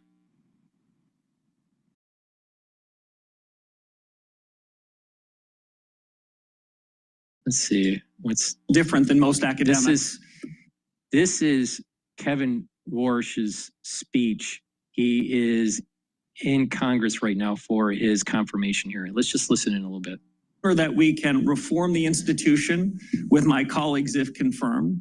The sooner we can ensure price stability, and we can have a new set of leaders atop the institution with high, credible, ethical standards to return the Fed to what it should be. The independence that both Chairman Scott and Senator Warren mentioned, critically important. But independence has to be earned. And it's earned by delivering on the promises, the commitments that the Fed has made. And as the Fed hasn't delivered on those promises, we shouldn't be surprised that we hear politics that are entering the room at the Fed. And you get the politics out of it so the Fed can focus on its day job, deliver on full employment and stable prices. It's true that people want to see stability within the Fed, but is it okay for a Fed governor or a chairman to change their mind on a particular policy? It's more than okay, it's essential. Economics is not physics, it's not math. Frankly, most of us that ended up in the economics business, we started like I did as a math major. It was too hard. So we ended up in economics. In economics, what we need to do is focus the left of the decimal point, not to the right of the decimal point. We need to focus on the big things. And if mistakes are made, central bankers, economic policymakers need to correct them fast. The real mistakes, the mistakes that cause inflation to be persistent, to undermine hardworking American standard of living, and when those mistakes go on. Thank you. Thank you, Mr. Chairman. Yes, sir. Senator Reed. Mr. Chairman, before we start the next question, I ask that we have entered into the record the U.S. Office of Government Ethics certification, which requires that all nominees disclose all of their assets and showing that Mr. Warsh is out of compliance and that he has not met the ethics requirements. But without objection, I will note, however, that what has been clearly articulated is that he will, according to his agreement with OGE, do what many others have done as well within 90 days, be not only in compliance, but to have divested himself from any assets that are in question. Mr. Chairman, can I ask? I don't think we've had other nominees who are out of compliance and not disclosing at the time they come before the hearing. Not in this committee, that's correct. Not in this committee. Before we, here's what we're not going to do. Fair enough. We're not going to have two chairmen, for sure. Just asking. Number one. Number two, what we're also not going to do is debate what we're putting into the record. And finally, what we are going to do is have a conversation about America's economy and, frankly, we all deserve the opportunity to ask our questions. We don't get to figure out the answers, but we do get to ask our questions. And I hope that we are able to continue in that direction. As long as we are, we're going to have a very good hearing. And if we're not, then I will find a way to help us expedite getting back on track. Senator Reid. Thank you very much, Mr. Chairman, Mr. Walsh. Until you dispose of all the assets you've identified to the Office of Government Ethics, you will not be in compliance. Is that correct? My understanding is that a signed ethics agreement provides duties and responsibilities on me and duties and responsibilities on the government. And that's what the nature of the ethics agreement is. You have an agreement that within 90 days, you will dispose of all your assets. Is that correct? Senator, I have an agreement within 90 days so that there is no appearance of anything inappropriate, that I would divest all of my assets, the majority of which before sworn in. What I've disclosed, Senator, is all the information that is mine to disclose. I've shared all information about assets that I control and that I can share, which I did much to the satisfaction of the Government Ethics Office. Excuse me. What you've said is that you will take the oath, if confirmed as chairman, with assets that have already been identified as presenting potential conflicts of interest.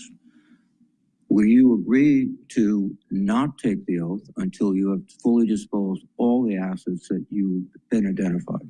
Senator, I'll agree to take the oath pursuant to the terms of the ethics agreement that I struck with the Office of Government Ethics. I don't think anyone could do more than that. Other than me, I've agreed to divest even more assets, so that I will have virtually no financial assets. The divestiture is totally up to you. You can select what assets you're disposing of, what assets you keep. Is that correct? And then still be sworn in as chairman.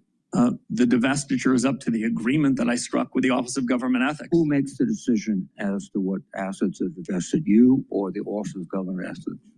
Both of us. That's why it's an agreement. Excuse me. I must commend you on the way you can really go around questions and not answer them. It's a skill. Unfortunately, it's not a good skill for the Federal Reserve or the Federal Reserve Board.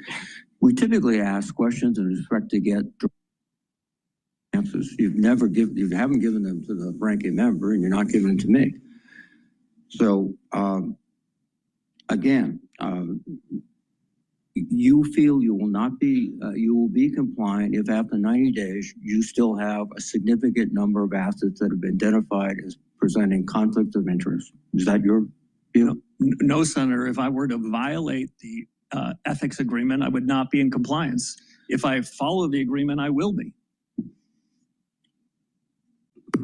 Well, that's your position. I think others would differ. It's a little dry listening to the Congress. So basically what it is he comes from a wealthy family, right? I think he married into wealth. I believe Estee Lauder is, Estee Lauder, I should say, not Loiter. Estee Lauder, I believe he married into the family. But the bottom line is this. If there's an agreement to put it into a blind trust, he's not managing the assets, then what's the big deal? Oh, what it is Democrats want to go after him because he's a wealthy individual. What he should have said was something like, maybe to get your approval, because you're a Democrat, I should sell everything and just donate it to food pantries in New York City, because Mondani seems to have a problem with managing his finances. You know, it's just ridiculous. I mean, it's just totally ridiculous. We're going to go to Cash Jordan talking about how New York is going to hell in a handbasket. Please go to my store, the-studio-reykjavik.com, and get the heirloom barley. This will bring down inflammation, soak up free radicals. Have you noticed that there is a theme of everything I'm saying? It's so important. Soak up free radicals, bring down inflammation. Boost up those energy levels, and you will slow down the aging process, and you'll get healthy. It's amazing how that works. Now, heirloom barley will soak up those free radicals, bring down that inflammation, and detoxify your body. If you take this regularly and you work out, you'll notice that your workouts are recovering quicker. You're recovering from your workout quicker. All right. Now, it'll also help with bringing down inflammation and help with your joint health. It helps with the endocrine system and the immune system. And by bringing down inflammation at your brain level, you're helping brain function. You're also helping with your cardiovascular health. So it's really important to take every day. Now, I also have the Gladiator barley, which is very similar to the heirloom barley, but you get one extra benefit with the Gladiator barley, and that is when you do resistance training, it'll help you to build muscle. Both the Gladiator barley and the heirloom barley can be stacked with Boomer Boost. And by doing that, you're also helping with your A1C levels, controlling your A1C levels, and you're helping to additionally bring down inflammation and soaking up free radicals. It's important to understand that not all antioxidants are the same, and that the different antioxidants can work together to be able to soak up the free radicals. Now, to soak up the free radicals with heirloom barley or Gladiator barley is through superoxide dismutase. And it's synergistic with the C60, which also soaks up free radicals. So that if you attack the problem in different ways, you're actually slowing down the aging process and reducing that methylation that's taking place on your genes. Because part of aging is methylating genes where it's silencing or reducing the expression of those genes.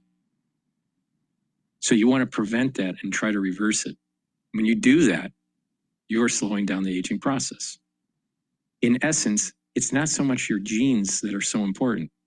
It's the epigenetics, the expression of certain genes at certain times. If you control that, you can slow down the aging process. So please go to my store, the-studio-reykjavik.com. And also get the vitamin B complex. Vitamin B complex will help to boost up those energy levels. The first 4 B vitamins helps the electron transport chain within your mitochondria so you have more ATP.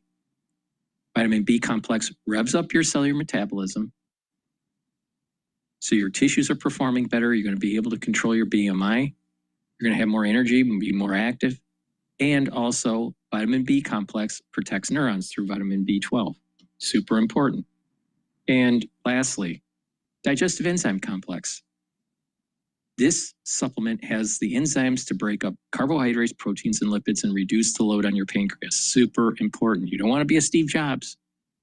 You don't want to be a Tim Cook either, but don't be a Steve Jobs. Make sure you have good pancreatic health. Also, vitamin B, the digestive enzyme complex will help break up clots because there's bromelain in it. So the digestive enzyme complex breaks up food, helps you to digest, reduces the load on your pancreas, and also helps to break up clots. Super important. It's a great supplement that you should be taking. Now, if you're an athlete, this is perfect for you because you're going to be able to break up your pre-fuel source or your post-fuel source easier to be able to replenish your body and your muscles. So please go to my store, the-studio-reykjavik.com. Get the digestive enzyme complex. It's a great product. All my products are great products. I wouldn't put them on the store if they weren't. And these are products that I take regularly to slow down the aging process. So you can take my advice and get healthy. And you're helping support the work that I do. All these videos are for free. So please go to my store. Use discount 5. You get $5 off. If you spend $100 or more, you get a free gift until supplies last. All right, let's listen into how New York is going to hell in a handbasket. They put the plate down like it's a piece of art. They make me feel that way. One sentence away from launching your website with Base 44. Since the beginning of the internet, there's never been such a fun, fast, and intelligent way to launch online. You shouldn't be trying to steal my house. Yes, you are. Deed theft, where homeowners are essentially tricked out of their properties, has been a pervasive problem for a few years now. And now this group is rallying outside the governor's office, demanding that she do something about it. So, while New York City's communist mayor brings about his plans to confiscate homes from the law-abiding, it seems squatters are beating him to the punch, using predatory tactics to scam the innocent out of their life savings and achievements, which they worked decades to obtain, but now find themselves battling New York's ever-expanding affordability crisis in unexpected ways, completely trapping the law-abiding between what used to be their home and the cold, hard street. The man who claims to be the one actually leasing the house shows up. Call the police again. With the other guy, police took off the property. This guy just literally broke down my door. Meng Yu bought this house in Kew Gardens, Queens last year and has the paperwork to prove it. His wife wanted to move in right away to cut down her work commute, but Yu says a woman who'd been living in the house refused to leave. My father and I worked really hard.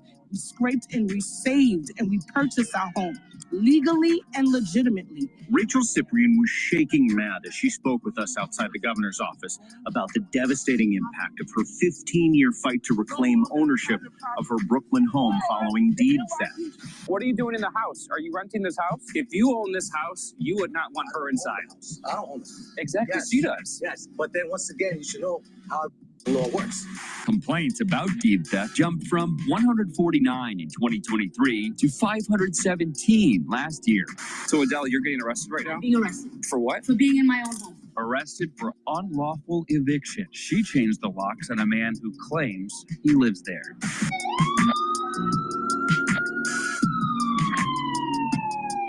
So sometimes these scammers, they do get busted, but deed theft complaints are up 240%. And what nobody's talking about is the reason people are stealing homes all over the city is because of our socialism-induced affordability nightmare. You see, New York City has decided personal property ownership is wrong, and landlords and property developers are evil, which is why they aren't allowed to build anything, much less reclaim homes that are stolen from them by scammers and squatters, creating a massive housing shortage, with only 1% of apartments even available to rent. Why? Because nobody wants to build or invest in a place that's just going to rob them blind. And when you add that to the new mayor's plans to raise property taxes and punish landlords by raising fees with the goal of confiscating private buildings for public use, you create a situation where the homes we have now are the only ones we're going to have for a long time. And this is where the squatting nightmare takes effect. You see, when there's very few homes available, those that remain, they shoot up in value. And now you've got scammers using sophisticated tools like AI to forge documents and transfer the ownership of homes out from under their rightful owners, who now find themselves getting evicted in the middle of the day by sheriffs, telling people their most prized possessions belong to somebody else who just showed up out of nowhere. And when these property owners ask for help, the city that's supposed to help them is nowhere to be found. And that brings us to the real reason we've got this problem to begin with. The same government that has allowed a housing crisis to explode underneath its feet by punishing the victims, they're the same ones that are supposed to protect those people when scammers and squatters come along, but they're not doing that either. And criminals are just running wild in this lawless city. Now, the city and state do have resources that tell people how they can keep an eye on whether or not they still own their property. But the problem is scammers have all the leverage here because of New York's backlogged, corrupt court system, which is so inefficient it lets justice fly out the window. And when you couple that with the fact that landlords and property owners have zero rights, and anyone who finds themselves in someone's home has all the power, we've got criminals working the system to their advantage. And as you're about to see, when lawless individuals are protected or enabled by a broken system, they come for the law-abiding in ways none of us would ever expect. Meng Yu bought this house in Kew Gardens, Queens last year and has the paperwork to prove it. Yet he's locked out and fighting in court for access while the district attorney investigates. I hope the city will starting to do their job, because this is just not right. And for the homeowners, we need a basic protection. His wife wanted to move in right away to cut down her work commute, but you says a woman who'd been living in the house refused to leave. Great. You started the eviction process, but in December, he says that same woman somehow took over the deed. This is wild. So we got these people. What do? They save up their money. They go out. They buy a home. They think they've got the American dream, but oh, no, somebody lives in that home and they refuse to move out. Now, before we get into what this person did to make sure that they'll probably never have to move out of this home, you got to understand that there are two types of people out there, two types of squatters that are stealing homes. You've got the first type, which moves into a property that they don't own, takes it over by subterfuge with fraudulent documents, or just happens to be in there and is in there long enough that they can never be evicted. That's who this gentleman is dealing with. But there's also another type that figures out how to get their hands on your home legally without you knowing it and does something else with it behind the scenes. We're going to get to that. But look at the broken system this homeowner is faced with and how it will do nothing to help him while someone lives in a house he's forced to pay for. I was shocked. How could this be possible? Because only the owner are supposed to sell the house. Right. He started digging and found some puzzling paperwork. City records show the property owner changed twice in one day back in 2006. Weird. And wound up in the hands of that same woman who is now claiming the property. Even though she apparently bought the property in 06, that transfer wasn't filed in the city's records until 12 years later in 2018. That's weird. But records show a bank sold the home to you last year. That's wild. So there's something very fishy going on here. But you got to remember, New York City's in the middle of a housing crisis. Only 1.4% of apartments can even be rented. There's massive demand for people to live somewhere, and rents are $5,000 a month right now on average. And you know what that means? That means we're going to have criminals, armies of them, all over town trying to figure out how to live somewhere for free. And the problem is New York City's laws allow that, because in this place, if someone finds their way inside your home and they're there long enough, there's nothing that can happen. They're not a criminal. The case has to go to housing court, which is slanted in favor of tenants. I got a friend who rents out his studio apartment in a nice part of Manhattan. And you know what? He's got a tenant in there. They haven't paid any rent since last year. They were supposed to go to court back in January. We had the massive snowstorm. Judge delayed everything until May. He's losing half a year's rent before getting any justice. And the entire time this has been going on, the person that he is supposed to be leasing the place to, who's not paying, they're calling him and they're asking him to buy them out to get them to leave. And since he's not doing it, they're dragging him through the mud with a court process, which is totally enabled by how broken our system is. It doesn't protect homeowners like my friend or this gentleman, and it doesn't protect homeowners who might be living in their homes and then might get a knock on the door from the sheriff who says, hey, you got to go. This isn't your home anymore. Rachel Cyprian was shaking mad as she spoke with us outside the governor's office about the devastating impact of her 15-year fight to reclaim ownership of her Brooklyn home following deed theft. It leads to homelessness. It leads to depression. It leads to all sorts of failures. Deed theft is when a property's title is transferred away from the rightful owner, generally due to deceptive or predatory tactics.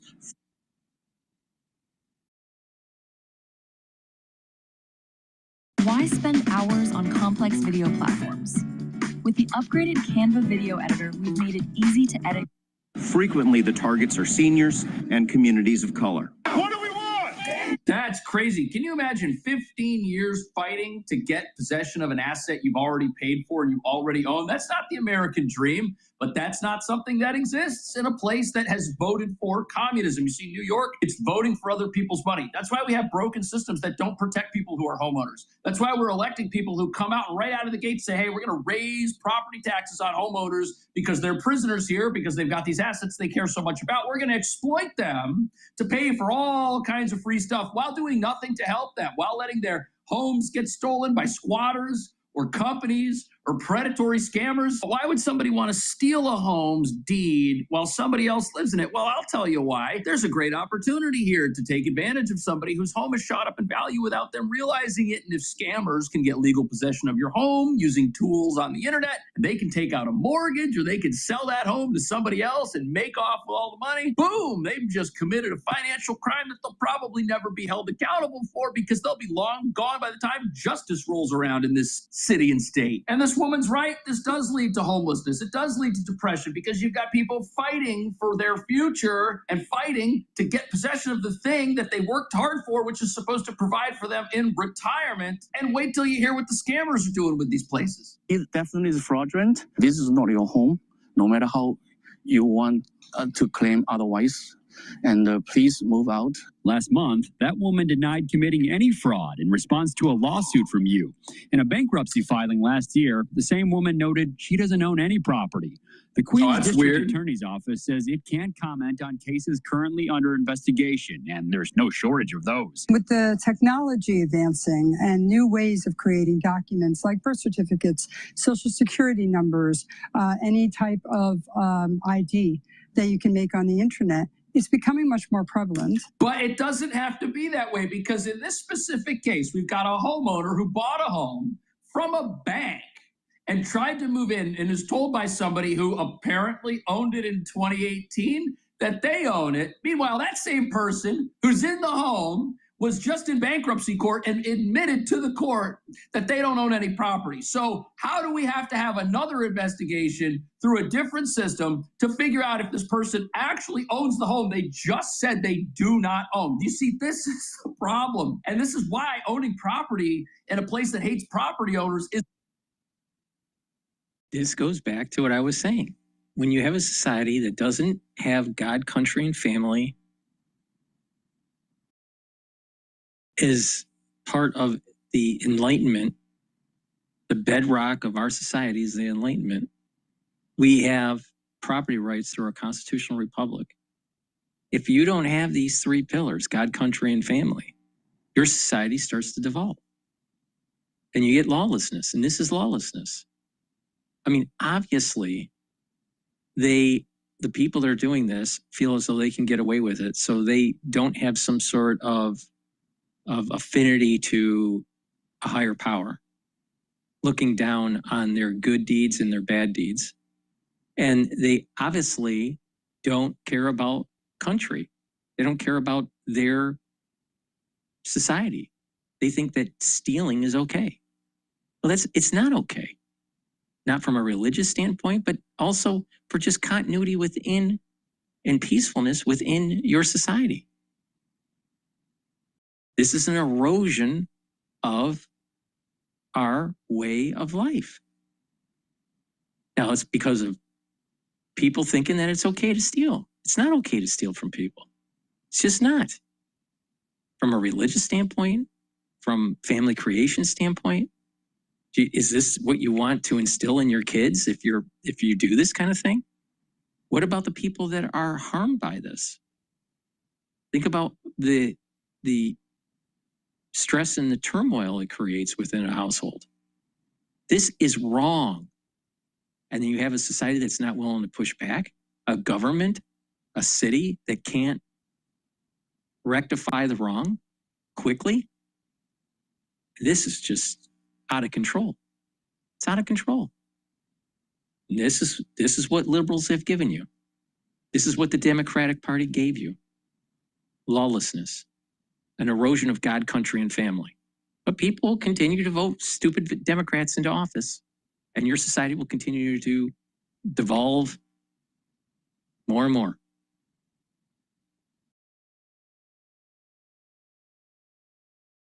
Big issue. If you're going to do that, you're at the mercy of a system that's designed to protect everybody except for you. Why? Because you've done something wrong by getting the funds to own property. You've done something that is evil, and that's why we've got politicians that want to come in and tax you so that they can pay for all kinds of stuff. Why? Because there's people that are out there, they don't have a home yet. They may never have one, but you do, and that's not right. So guess what? You're going to have to help the rest of us. Meanwhile, even if things work out successfully for this gentleman, the court backlog means that a period of time is going to go by where somebody's got to pay for this home, somebody's got to pay the taxes, they got to pay for all the utilities and stuff that are inside of it while they don't have access to it. And that's also the landlord. So you've got people who are losing money every single day. They fight squatters in some manner in this city. They're losing while they're assailants, the ones who are stealing from them, are winning, and nothing is done about it. Owners, including these three. Prosecutors charged a man with stealing someone's identity to commit deed fraud on the homes, leading to a guilty plea. Investigators still don't know his real name, but a judge recently sentenced him to 4 to 9 years in prison. There has I been don't think he's times going to jail. when it's too much money, too many resources, too many assistant district attorneys, too many obstacles in the way to investigate that. That's crazy. And it shouldn't be that way. But it is. Complaints about deed theft to New York Attorney General Letitia James's office jumped from 149 in 20. You know why complaints are going up? If you're a man who makes at least $150K a year and you feel self-conscious about your gut sticking out, I'll get you shredded. Or because people are getting away with it. Now, complaints are up last year about this sort of thing, and this is after New York passed a whole bunch of anti-squatting laws. And the reason this is such a problem is because here the scammers, they've got all the advantages. They're the ones that act first. They either break into the home and start living there and accumulate a bunch of fake documents to prove that they've been there for a month and then get to stay for half a year or longer, or they steal the property by working the system somehow, submitting fake paperwork, fraudulently signing forms over, selling properties to other people behind the owner's back. And all of this happens before the homeowner knows everything. If you live in your home and you've got the keys, you're not checking every day to see if the place that you live in is actually safe for you to live in. But I guess in New York, you have to do that because criminals are trying to steal from you while you live somewhere, and nobody's trying to stop them. Now, Brooklyn City Councilman Chio Say is pressing the governor to put a moratorium on evictions where there's a deed theft case pending or being investigated. We are pleading to the governor, to the head of the state, to do right by all of us, to do right by Black New Yorkers, and to do your job. During the moratorium, Chio Say and other elected leaders are demanding legislative fixes, like more support for homeowners in eviction court, special investigative units inside district attorneys' offices, a public database of shell companies associated with deed theft. Okay, all of what they're talking about is going to make the problem worse because what are they saying? They want more protections for people who are going through this process while they live in a home. Well, we've got a story that we're looking at in companion to this, where a gentleman who bought a home is trying to get somebody out and they've got a fake deed. And guess what? Now they'll be able to stay forever if these new protections go through. You see, the same government that is inept at prosecuting criminals here and already has a system that is slanted against property owners. They want to pass more laws. These are the same people, the same politicians out there rallying for rent freezes. This is the same politician that banned brokers from collecting commissions from tenants in this city. They're against the real estate industry. They're against home ownership. And once they ram through some set of legislative fixes, the problem here is only going to get worse because what these laws are going to do, they're just going to extend the amount of time the investigations have to happen. And since New York is a tenant-friendly state, once you're in a place, everything works out in your favor if you're willing to be a criminal. In response, a spokeswoman for the governor's office did not mention an immediate moratorium, but said the governor has taken a number of steps to push back against because that would be a disaster. No New Yorker should be cheated out of the opportunity to keep their home, which is why Governor Hochul has proposed $40 million in her state budget for the Homeowner Protection Program, and why she has led the way in enacting strong protections to empower homeowners.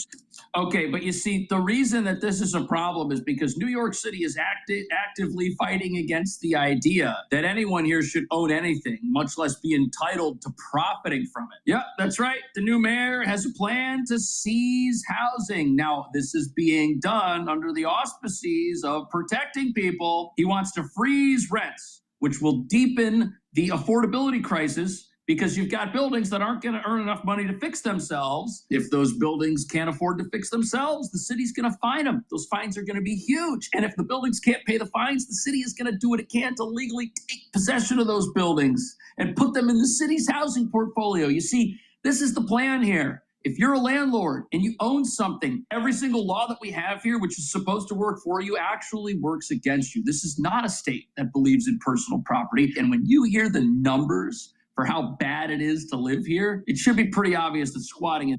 And that's why I keep on saying Democrats don't believe in the Enlightenment. The Enlightenment, the foundation of John Locke, was life, liberty, and property rights. And our whole constitutional republic is predicated on this. This is the reason why people need to push back. and prevent the Democrats from causing lawlessness. They cause lawlessness. They cause this problem. They allow this to happen. Please go to my store, the-studio-reykjavik.com. Get the C60. C60, you can get it in a 2 ounce, a 4 ounce, or an 8 ounce configuration. You can get it in extra virgin olive oil, avocado oil, and MCT coconut oil. C60 should be taken on an empty stomach for best absorption. Take a teaspoon a day every day. And when you do that, your tissues will perform better, your cells will perform better, you'll have more energy, your mitochondria will be healthier, you'll have better cardiovascular health because you're soaking up the free radicals at the blood level, at the vascular level, and you're reducing oxidized LDL, so you're reducing plaque formation. Your brain function will improve because your neurons will be healthier and have more energy. You'll have better neuroplasticity, and you'll also improve the basal layer for your skin. So take C60, improve your immune system, your endocrine system, super important to take every day. This is a protocol that I've been following for over 10 years. I've been taking C60, a teaspoon a day, every day for 10 years. So please go to my store, the-studio-reykjavik.com, and get the C60. Also, collagen. Collagen will help to remodel your joints. It'll help to rebuild the cartilage, help remodel the cushioning of the joint. It'll also block enzymes that erode the joint and also block enzymes that cause inflammation. Super important, and it'll help to remodel the joint that you have, either because of osteoarthritis or a sports injury. So please go to my store, the-studio-reykjavik.com, and get the collagen. And you can stack it with the collagen too, which I will mention in another break here. But, you know, the bottom line is that Democrats aren't willing to protect people's property.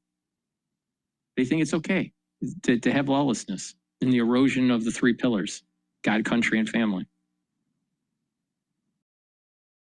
Big problem. Big problem.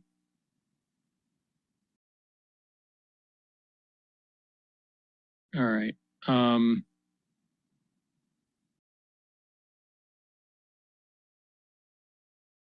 I want to take a look at, this was 7 minutes ago, about Iran negotiations. Navan, the #1 rated business travel platform, lets your team book work travel in one place. Flights, hotels, cars. Meanwhile, some serious news. Vice President J.D. Vance is reportedly set to hit Pakistan today for new rounds of peace talks with Iran. President Trump says if there's no deal, he's unlikely to extend the ceasefire, which expires tomorrow. All right, Matt Finn is live in Islamabad ahead of those high-stake negotiations. Matt. Ryan, the U.S. delegation led by the vice president has not publicly confirmed its anticipated travel here to Pakistan. This is really an hour-by-hour situation. The United States seems to be all systems go, but state media associated with the Iranian regime has been reporting that Iran has not confirmed that it's sending a delegation here to Islamabad. Now, Iran's reluctance to publicly confirm the second round of peace talks may be Iran posturing or doing PR. So far, the U.S. has seemingly not pulled the plug. Iranian state media claims one sticking point is the U.S. blockade. State media has said as long as that blockade remains on the Strait of Hormuz, Iran may not negotiate. But the president has said the blockade will remain in place on the strait. And the president is also warning about the future of the 2-week ceasefire, which was broken anyway and is set to expire tomorrow. Now, we did an interview with the head of the European Ship Owners Association, which says it represents about 1/3 of the world's ships. Right now, the Strait of Hormuz remains closed, and Iran is asking to inspect ships carrying billions of dollars in cargo and is demanding fees. It is unacceptable that seafarers, that the lives of seafarers and the safety of the seafarers are put at risk.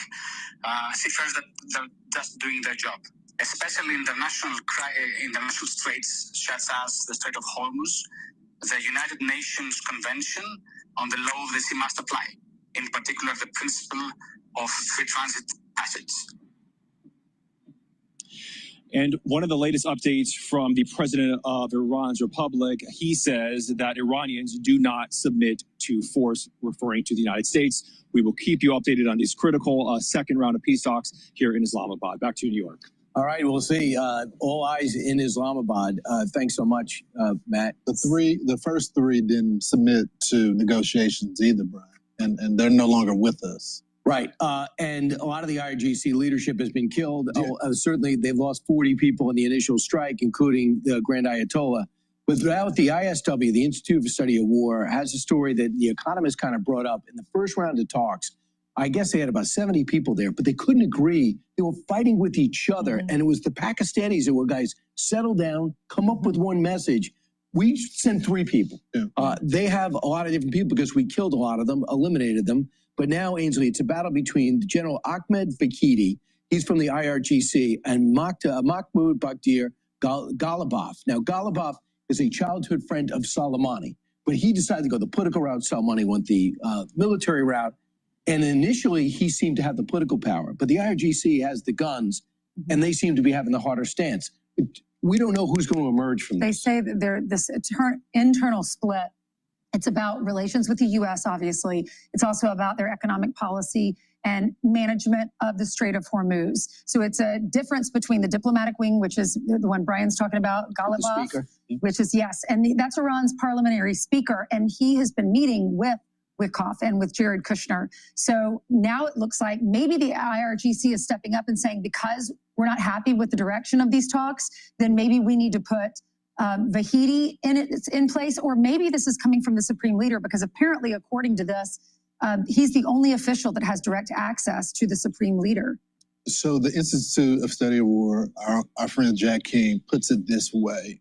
The Iranian Parliament Speaker, Mohammad Ghalibaf, appears to be engaged in a serious intra-regime debate with the IRGC commander, Major General Ahmad Vahidi, and other senior regime officials opposed to negotiations with the United States. Vahidi appears to have the upper hand over Ghalibaf at this moment. Vahidi is reportedly the only Iranian official with direct access to the Supreme Leader. It is serving as a conduit for relaying key decisions to the other regime officials, according to Israeli media on April 19th. So it's kind of hard to get a deal done. I mean, I always thought that a deal was a long shot because of an ideology that they have there. They don't want a deal. They want to kill Jews and they want to kill Americans. That's just their state. And now the Gulf states now, because they feel like they're sellouts to the religion. So it's kind of hard to get a deal done when you can't even get the Iranians on the same page here. And the people that have the most leverage when it comes to the Iranians are the people with the guns, as you point out to. Yeah, you got to open up the strait. And the Iranian parliament is now attempting to formalize Iranian control over the Strait of Hormuz by drafting a bill that would ban Israel-linked vessels. And I'm sure ours as well. You can't do that. We're not going to agree with that. We'll never agree with that. The world's not going to agree with that. But if they feel they're still going to hold on to that and drag out negotiations, we'll be back in battle. But they're just posturing right now. This vote would mean nothing. America has control of the strait right now. I mean, it's just pretty much, we decide who goes in and who goes out. So this vote wouldn't really mean anything. It's like we've been saying, it's the easy way or the hard way. In the end, the outcome is going to be the same. No nuclear weapons, and open up that body of water right there, the Strait of Hormuz. And if they don't do that, the president said, no more extensions for the ceasefire. I don't think we'll do that. He says, I'll just start blowing up bridges and power plants. He doesn't want to do that because he wants peace, and he doesn't want to interrupt the people there that are the innocent civilians, but he might not have a choice. Yeah, this guy Vahidi is as evil as it gets. He's got, like, if he travels, he's going to get arrested. He's accused of the assassination of a Jewish leader, did a bombing over in Argentina, former interior minister, defense minister, former commander of the RGC Quds Force, and now he wants to take over. And if you want to get back to the fight, this is the guy you put back in charge. The question is, do they want to get back to the fight? Do they feel it's to their advantage to do this? Now they have the speaker comes out and says, we have added new things to our arsenal. I don't know how you've done that. It looks like you're trying to dig out what's left of your arsenal. So I guess we're going to see what's going to happen shortly. I did see, you said that one of the ships did get through. Well, they're saying, that's what the Iranians are saying. The army is saying that one of the, we haven't confirmed that, but that's what they're telling Al Jazeera. So I think whether it got through or not, the attempt to try to get through just shows you they're not taking it very. I don't think the United States would allow them to get through. Be sure to like and subscribe for all the Fox News latest on. Now, what's going on in the markets right now is that oil is trading at 89.68. It's hitting that 90 barrier here. And equities are trading at 7,090. It's testing it's going down lately. I don't know if it's related to Kevin Warsh's testimony or confirmation hearing. So please go to my store, the-studio-reykjavik.com, and get the collagen. This stacks really well with the collagen that I was mentioning earlier, but this will also help with your skin, your nails, your hair, your musculature, your bone density. Super important. So please go to my store, the-studio-reykjavik.com. Take this the collagen every day. It's a month's supply. Make sure you use discount 5. Resveratrol.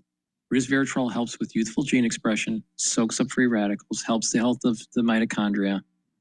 It also helps to get cells to go into apoptosis if they're in senescence. Gets rid of those senescent cells. That way your tissues will be healthier. Because senescent cells collect garbage and you don't want that. So please go to my store, get the resveratrol. Resveratrol also helps with the basal layer of your skin. Stacks really well with the collagen and C60. Omega-3 brings down inflammation and helps with the lipid profile to help with your cardiovascular health. Super important. And again, good cardiovascular health helps with the brain function. And structural nanosilver soaps helps with the skin. It helps to neutralize because of the structural nanosilver. Get a few bars for your household. You can get it in lemongrass and also in peppermint. So please go to my store, the-studio-reykjavik.com, and get the structural nanosilver soaps. Use them every day. Very high quality. Another very high quality structural nanosilver product that I have is the toothpaste. It has no fluoride. It helps to whiten your teeth, freshen your breath, reduce inflammation at the gum line, and it neutralizes. Why? Because of the structural nanosilver. And with good oral hygiene, you're going to be able to improve your cardiovascular health. A lot of people don't realize that poor oral hygiene leads to poor cardiovascular health and valvular health. So please go to my store, the-studio-reykjavik.com, get the structural nanosilver toothpaste, use it every day, get a few tubes of it for your household, and use it especially during the winter season to help to neutralize. And Clarity Factor. Clarity Factor is a very strong neurostack that allows you to concentrate. It gets rid of that brain fog. When you take this regularly with filtered water, what this will do is improve your cognition. Your memory will improve. You'll be thinking faster. That neuroplasticity, the positive neuroplasticity, will improve. You'll have more dendritic connections. Please go to my store and get the Clarity Factor. It's really important.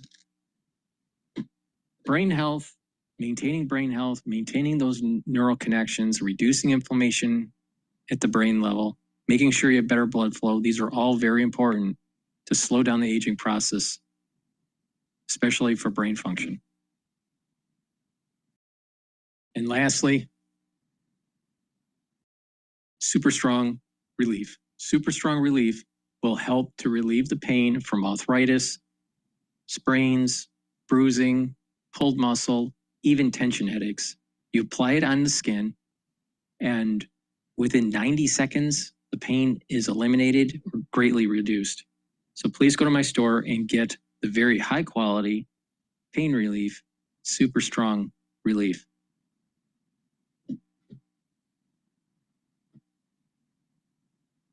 All right, let's listen into BBC. Hey, you little milk guzzler. Mom's boob is sore. Good thing Amazon Health AI can get her answers and help, even at 3 a.m. So all you have to do is sit there and look cute. Mommy loves you. Hello, President Trump has said the US will not lift its blockade on Iranian ports until a deal has been reached with Tehran. It comes at the end of the 2-week ceasefire looms with no sign of an extension. Iran's chief negotiators also cast fresh doubt on a second round of peace talks, stating Tehran was prepared to show new cards on the battlefield. The US Vice President J.D. Vance, who's due to lead the American team in Pakistan, is said to be preparing to leave Washington soon. And a few hours ago, Donald Trump posted this on social media. Operation Midnight Hammer was a complete and total obliteration of the nuclear dust sites in Iran. Therefore, digging it out will be a long and difficult process. Our North America correspondent David Willis reports. It's being reported here that the US Vice President J.D. Vance is due to leave the country later today, Tuesday, for those peace talks in the Pakistani capital, Islamabad.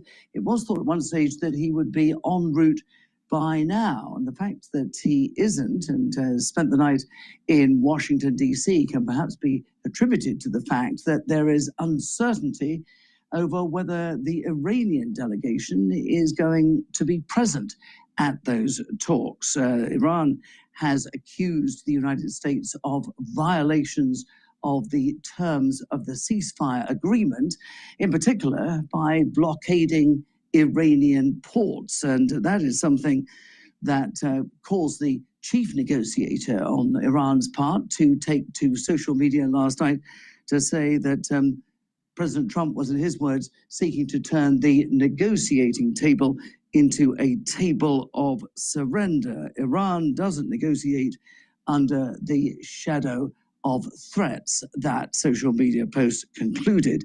Lifting that US blockade on Iranian ports could prompt the Iranian delegation to return to negotiations in Islamabad. But in a social media post of his own, Donald Trump said that the blockade would remain in place, as he put it, until a firm deal, a long-lasting deal, was reached with Iran. Mr. Trump, of course, is eager for a deal. He doesn't want to see another rise in oil prices, and he wants to see the Strait of Hormuz reopened. That has virtually ground to a standstill once again. The US also wants Tehran to hand over its enriched uranium supplies, and that is something that Tehran has said is non-negotiable. So it does seem that the maximum that Iran is willing to give is less than the minimum the US is demanding. All this and still uncertainty surrounding a next stage of peace talks, with the clock ticking down to the end of that ceasefire agreement. David Willis, the BBC's chief international correspondent, Lise Doucette's been telling me about the Iranian position on entering negotiations. She's reporting from Tehran on condition none of her material is used on the BBC's Persian service. These restrictions apply to all international media organizations operating in Iran. In public, Iranian officials say that so far, and they emphasize so far, they haven't made a decision as to whether to go to Islamabad. In private, officials tell us that they do want to continue the negotiating track, but only under the right conditions and at the right time, even before the incident in the Strait of Hormuz on Sunday, where for the first time in this crisis, the US Navy fired on, boarded, and seized an Iranian vessel. Iran was saying that it didn't want to resume talks while the US naval blockade was still in force. It's also concerned about what was yesterday, another stream of social media posts and interviews by President Trump, where he veers from military threats against Iran and then declaring that a deal can be done in a day. Iran feels that President Trump is trying to exert even more pressure. And you saw that in posts both by the lead negotiator, Mohammad Bagher Ghalibaf, and the president of Iran, Masoud Pezeshkian, saying that they wanted to negotiate in a calm environment, but that they wouldn't surrender to threats. I mean, but you have to bear in mind that President Trump pulled out of the last nuclear accord in his first term. The last two rounds of talks before this war with the United States were shattered by the onset of war. So Iran wants to be careful. There's a deep well of distrust, which of course goes back 47 years between these two countries. But Iran also has some tough decisions to make. It's under pressure from hardliners here. They don't want to make many compromises, and yet compromises will be needed if there is a deal to be done. So there are pressures from all sides. Liz, President Trump says the naval blockade by the US of the Strait of Hormuz is costing around $500 million a day. He says that's destroying Iran. Do you get a sense of that economic pain there? There was economic pain in Iran even before this war. When we came in February, it was staggering to see that inflation here was running at 60%. People are living under those sanctions that make everyday tasks like a bank account, like travel, doing ordinary daily things are impossible here because you're strangled in this web of international sanctions. And now when we go to the markets, the prices are even higher. There's one economist said inflation was now around 72%. We went to a pharmacy where you could see on the worried expressions of people there, the prices are higher. Some of the drugs they rely on, including insulin, are hard to find. And if they are hard to find, if you can find them, they're still expensive. And some imported brands aren't entering again because of the sanctions. Iranians want those sanctions to be lifted. The negotiators know that. But there are Iranians who say to us, those who don't support the government, who say we don't want a deal because we don't want to keep this order in place. And yet someone at a fruit and vegetable shop said to us as we talked about the higher prices, he said, I don't want there to be a deal because I want to inflict even greater pain on the United States. So it's a little reminder of the churn of emotions and the different directions in which this country is pulling now. And Liz, you touched on tensions, even splits in the Iranian leadership. Tell us a little more about what you know about what's going on that we can't see. Well, you can see it even if you are here. I think it would be too strong a word to say splits. We have seen the disagreements, if you like, emerging in what is said on different media aligned to, for example, the Islamic Revolutionary Guard Corps, the powerful forces, who, by all accounts, are the ones who are literally calling the shots in this war. But at the very top, the new leadership, which has formed after those multiple high-level assassinations during those weeks of war, they have some very clear ideas about where Iran sits, how Iran sees the future of its nuclear program, what the fate of the Strait of Hormuz, which Iran doesn't want to give up. It now sees it not just as leverage in these negotiations, but long-term leverage, also an economic lifeline to get out of the stranglehold of sanctions. So decisions here have always been made by consensus, and President Trump likes to say he's found the decision maker. That's not the system in Iran. They have their own sorting to do, and they have their own very tough decisions to make about how much they want to do a deal. And there is a view that if they see a bad deal on the table, they'll take a bad war instead. That's Liz Doucette, who's in Tehran. Let's take you to the city where talks, if they happen, will be taking place, Islamabad, the capital of Pakistan. Preparations there still in place for possible talks.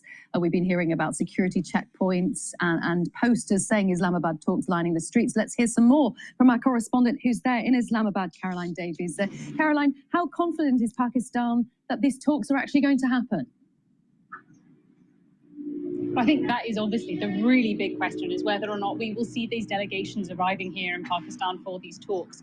Behind the scenes, we haven't had a huge amount of communication from the Pakistan authorities here about one way or another. I think quite often they're trying to let the two sides, both Tehran and Washington, be the ones that lead this conversation at the moment. They've been doing obviously a lot of intermediary work. We know that back channel has been operated by Pakistan for several weeks, and we imagine that is still ongoing at the moment. But we've been getting a lot of mixed messages that we've heard from both Lise in Tehran, and of course, as we've also been hearing out of Washington about whether or not these talks are going ahead from the Iranian side, saying that they have no plans to attend these negotiations and these discussions.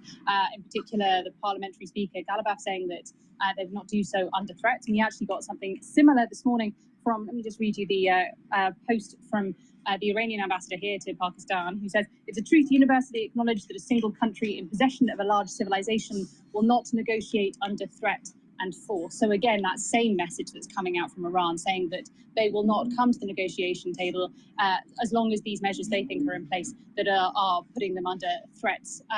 From President Trump's side, he has been talking about the fact that he doesn't feel any pressure to try to find a deal, but that also he thinks that a deal will be done. The big question, of course, is will we see people come to the table here in Islamabad? Pakistan has been ready for several days. We've seen these sorts of measures in place. A large amount of the city is still essentially in lockdown here, just waiting for that further news. We also understand we've seen some US military aircraft coming in, while of course the key principles are not coming in for the delegations. We believe that that will be the sort of security measures that be being put in place potentially before these talks happen. So lots of things going on behind the scenes here in Islamabad. But the big question is, are we going to have both sides coming back to the table and sitting around it again? That is still uncertain. Caroline, briefly, if you will, why Pakistan? Why has Pakistan chosen to put itself firmly at the center of this diplomatic process? Well, it's in an interesting position between the two countries, and it's walking that tightrope at the moment. For Iran's side, it's obviously a neighbor with Iran. It shares a 900-kilometer or so border. They refer to each other as brotherly nations. There's a historic relationship there. And from the American side, that seems to be a more personal dynamic, particularly at the moment. President Trump seems to have a good relationship with the head of Pakistan's military, Field Marshal Asim Munir, regularly referring to him as his favorite field marshal. And so it seems like Pakistan is able to, at the moment, keep that balance and be the party that is passing messages back and forth, if not also doing some form of intermediary work as well, making sure that trying to get both sides to the table and keep momentum going behind these talks. So far, both sides have been praising of Pakistan's role as well. They seem to have been able to retain that trust on both sides. But the big question is, Pakistan is not in a position to strong-arm either side to get to the negotiating table. It will be down to whether both sides think that they feel that there is something on the table that they can get out of this discussion, out of this negotiation. So still a lot of anticipation, a lot of questions, a lot of uncertainty about whether these talks are going to take place. Thanks very much, Caroline Davies in Islamabad, where those talks will take place if they indeed happen. All right, as we get closer to the lunch hour trading, the S&P 500 is at 7,091 and oil is trading at $89.82. Please go to my store, the-studio-reykjavik.com, and get the structural nano silver gels. You can get it in the tube form or in the quick dispenser form. Both you use the same way. They're dual purpose. If you have a cut, an abrasion, or a minor burn, apply it to the wound. It will help to heal it about a third quicker. You can apply it on your skin daily as a daily skincare. It'll help to neutralize. And if you're not feeling well because of the cold season, put it on your hands. It stays active for 5.5 hours. So please go to my store, the-studio-reykjavik.com. Get the structural nano silver gels. Very high quality. You never know when you need them. Have some at work.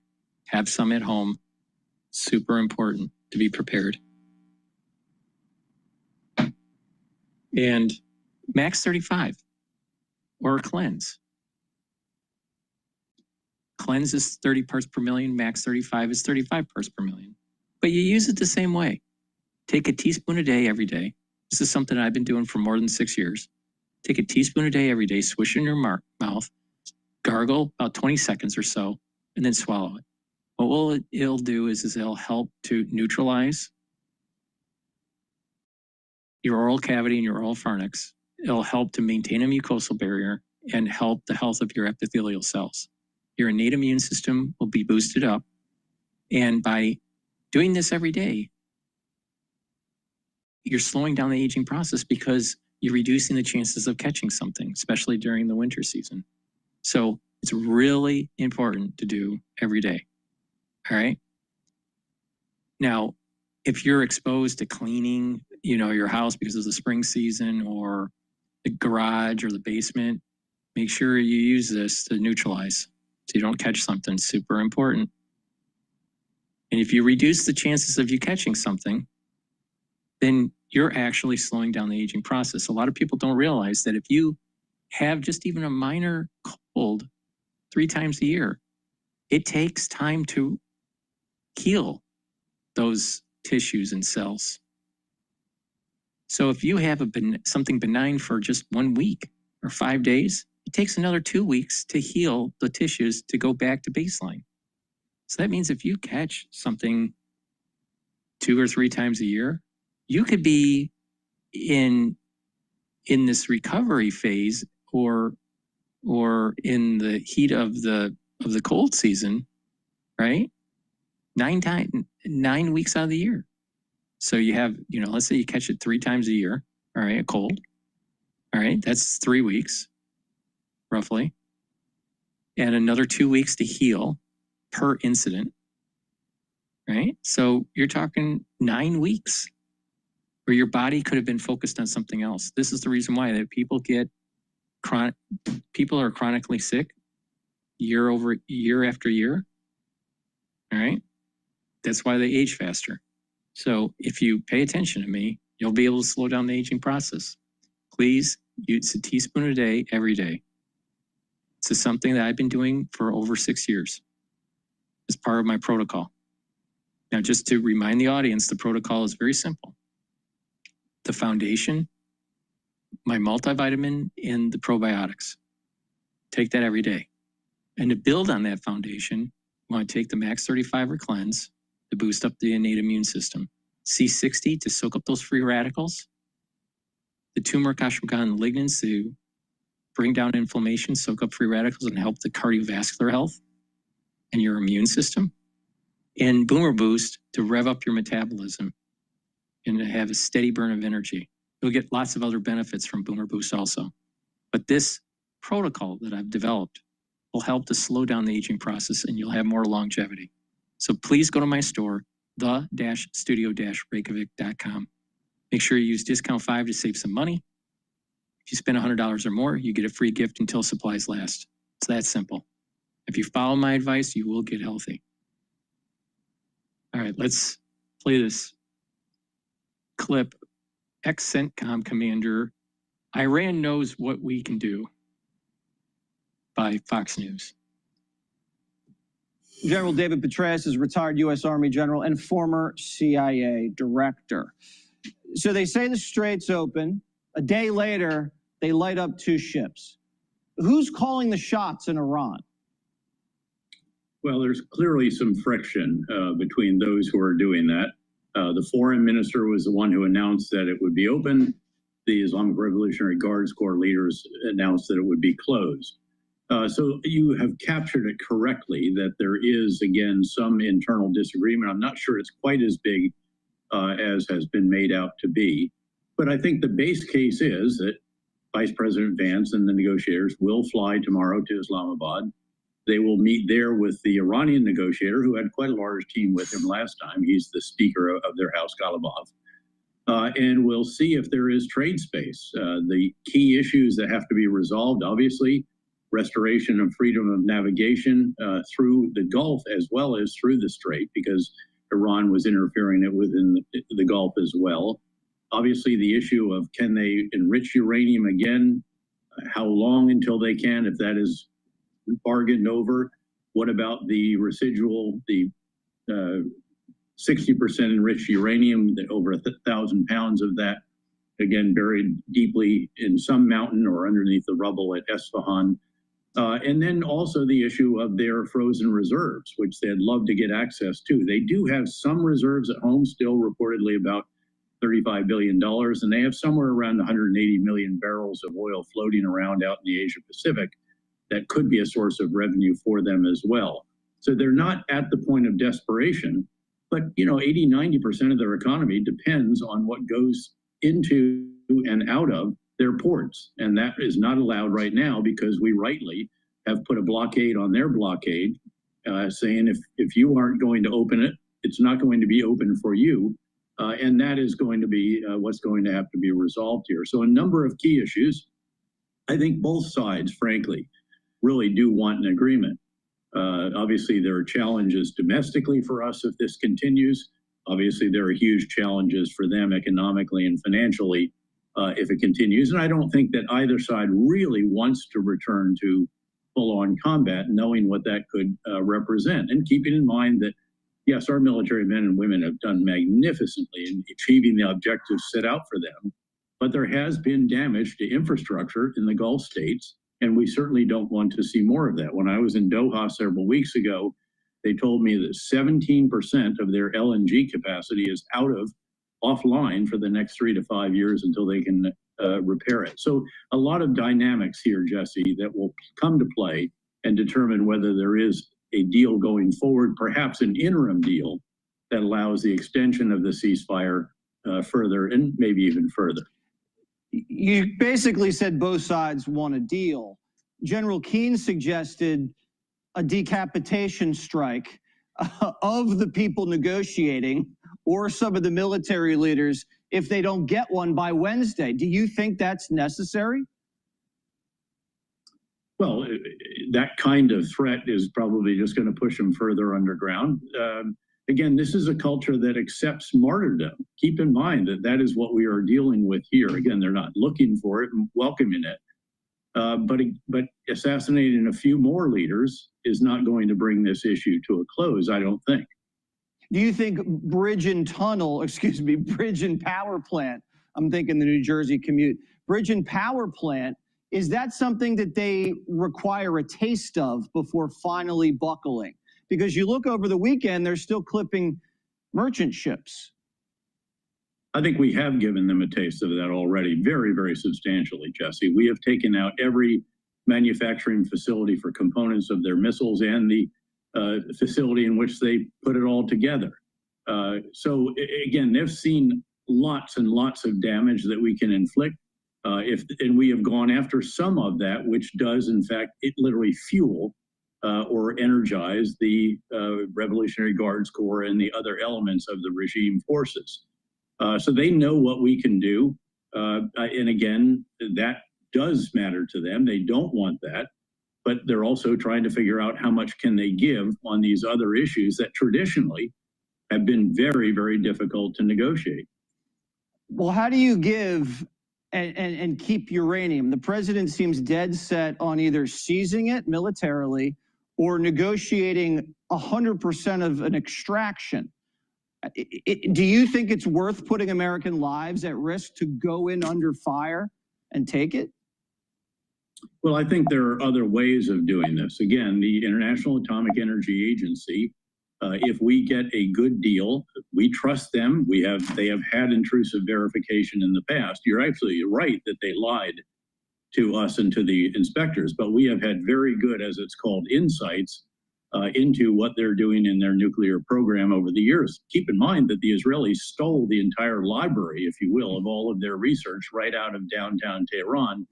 And we got that and presented that as evidence to the world showing that they had been lying. But if you get sufficiently intrusive inspection, if the IAEA can be on the ground and oversee the recovery, because again, we're not really sure where these canisters are of this 1,000 pounds of 60% enriched uranium, which rightly was noted is one turn of the enrichment process below that of weapons grade.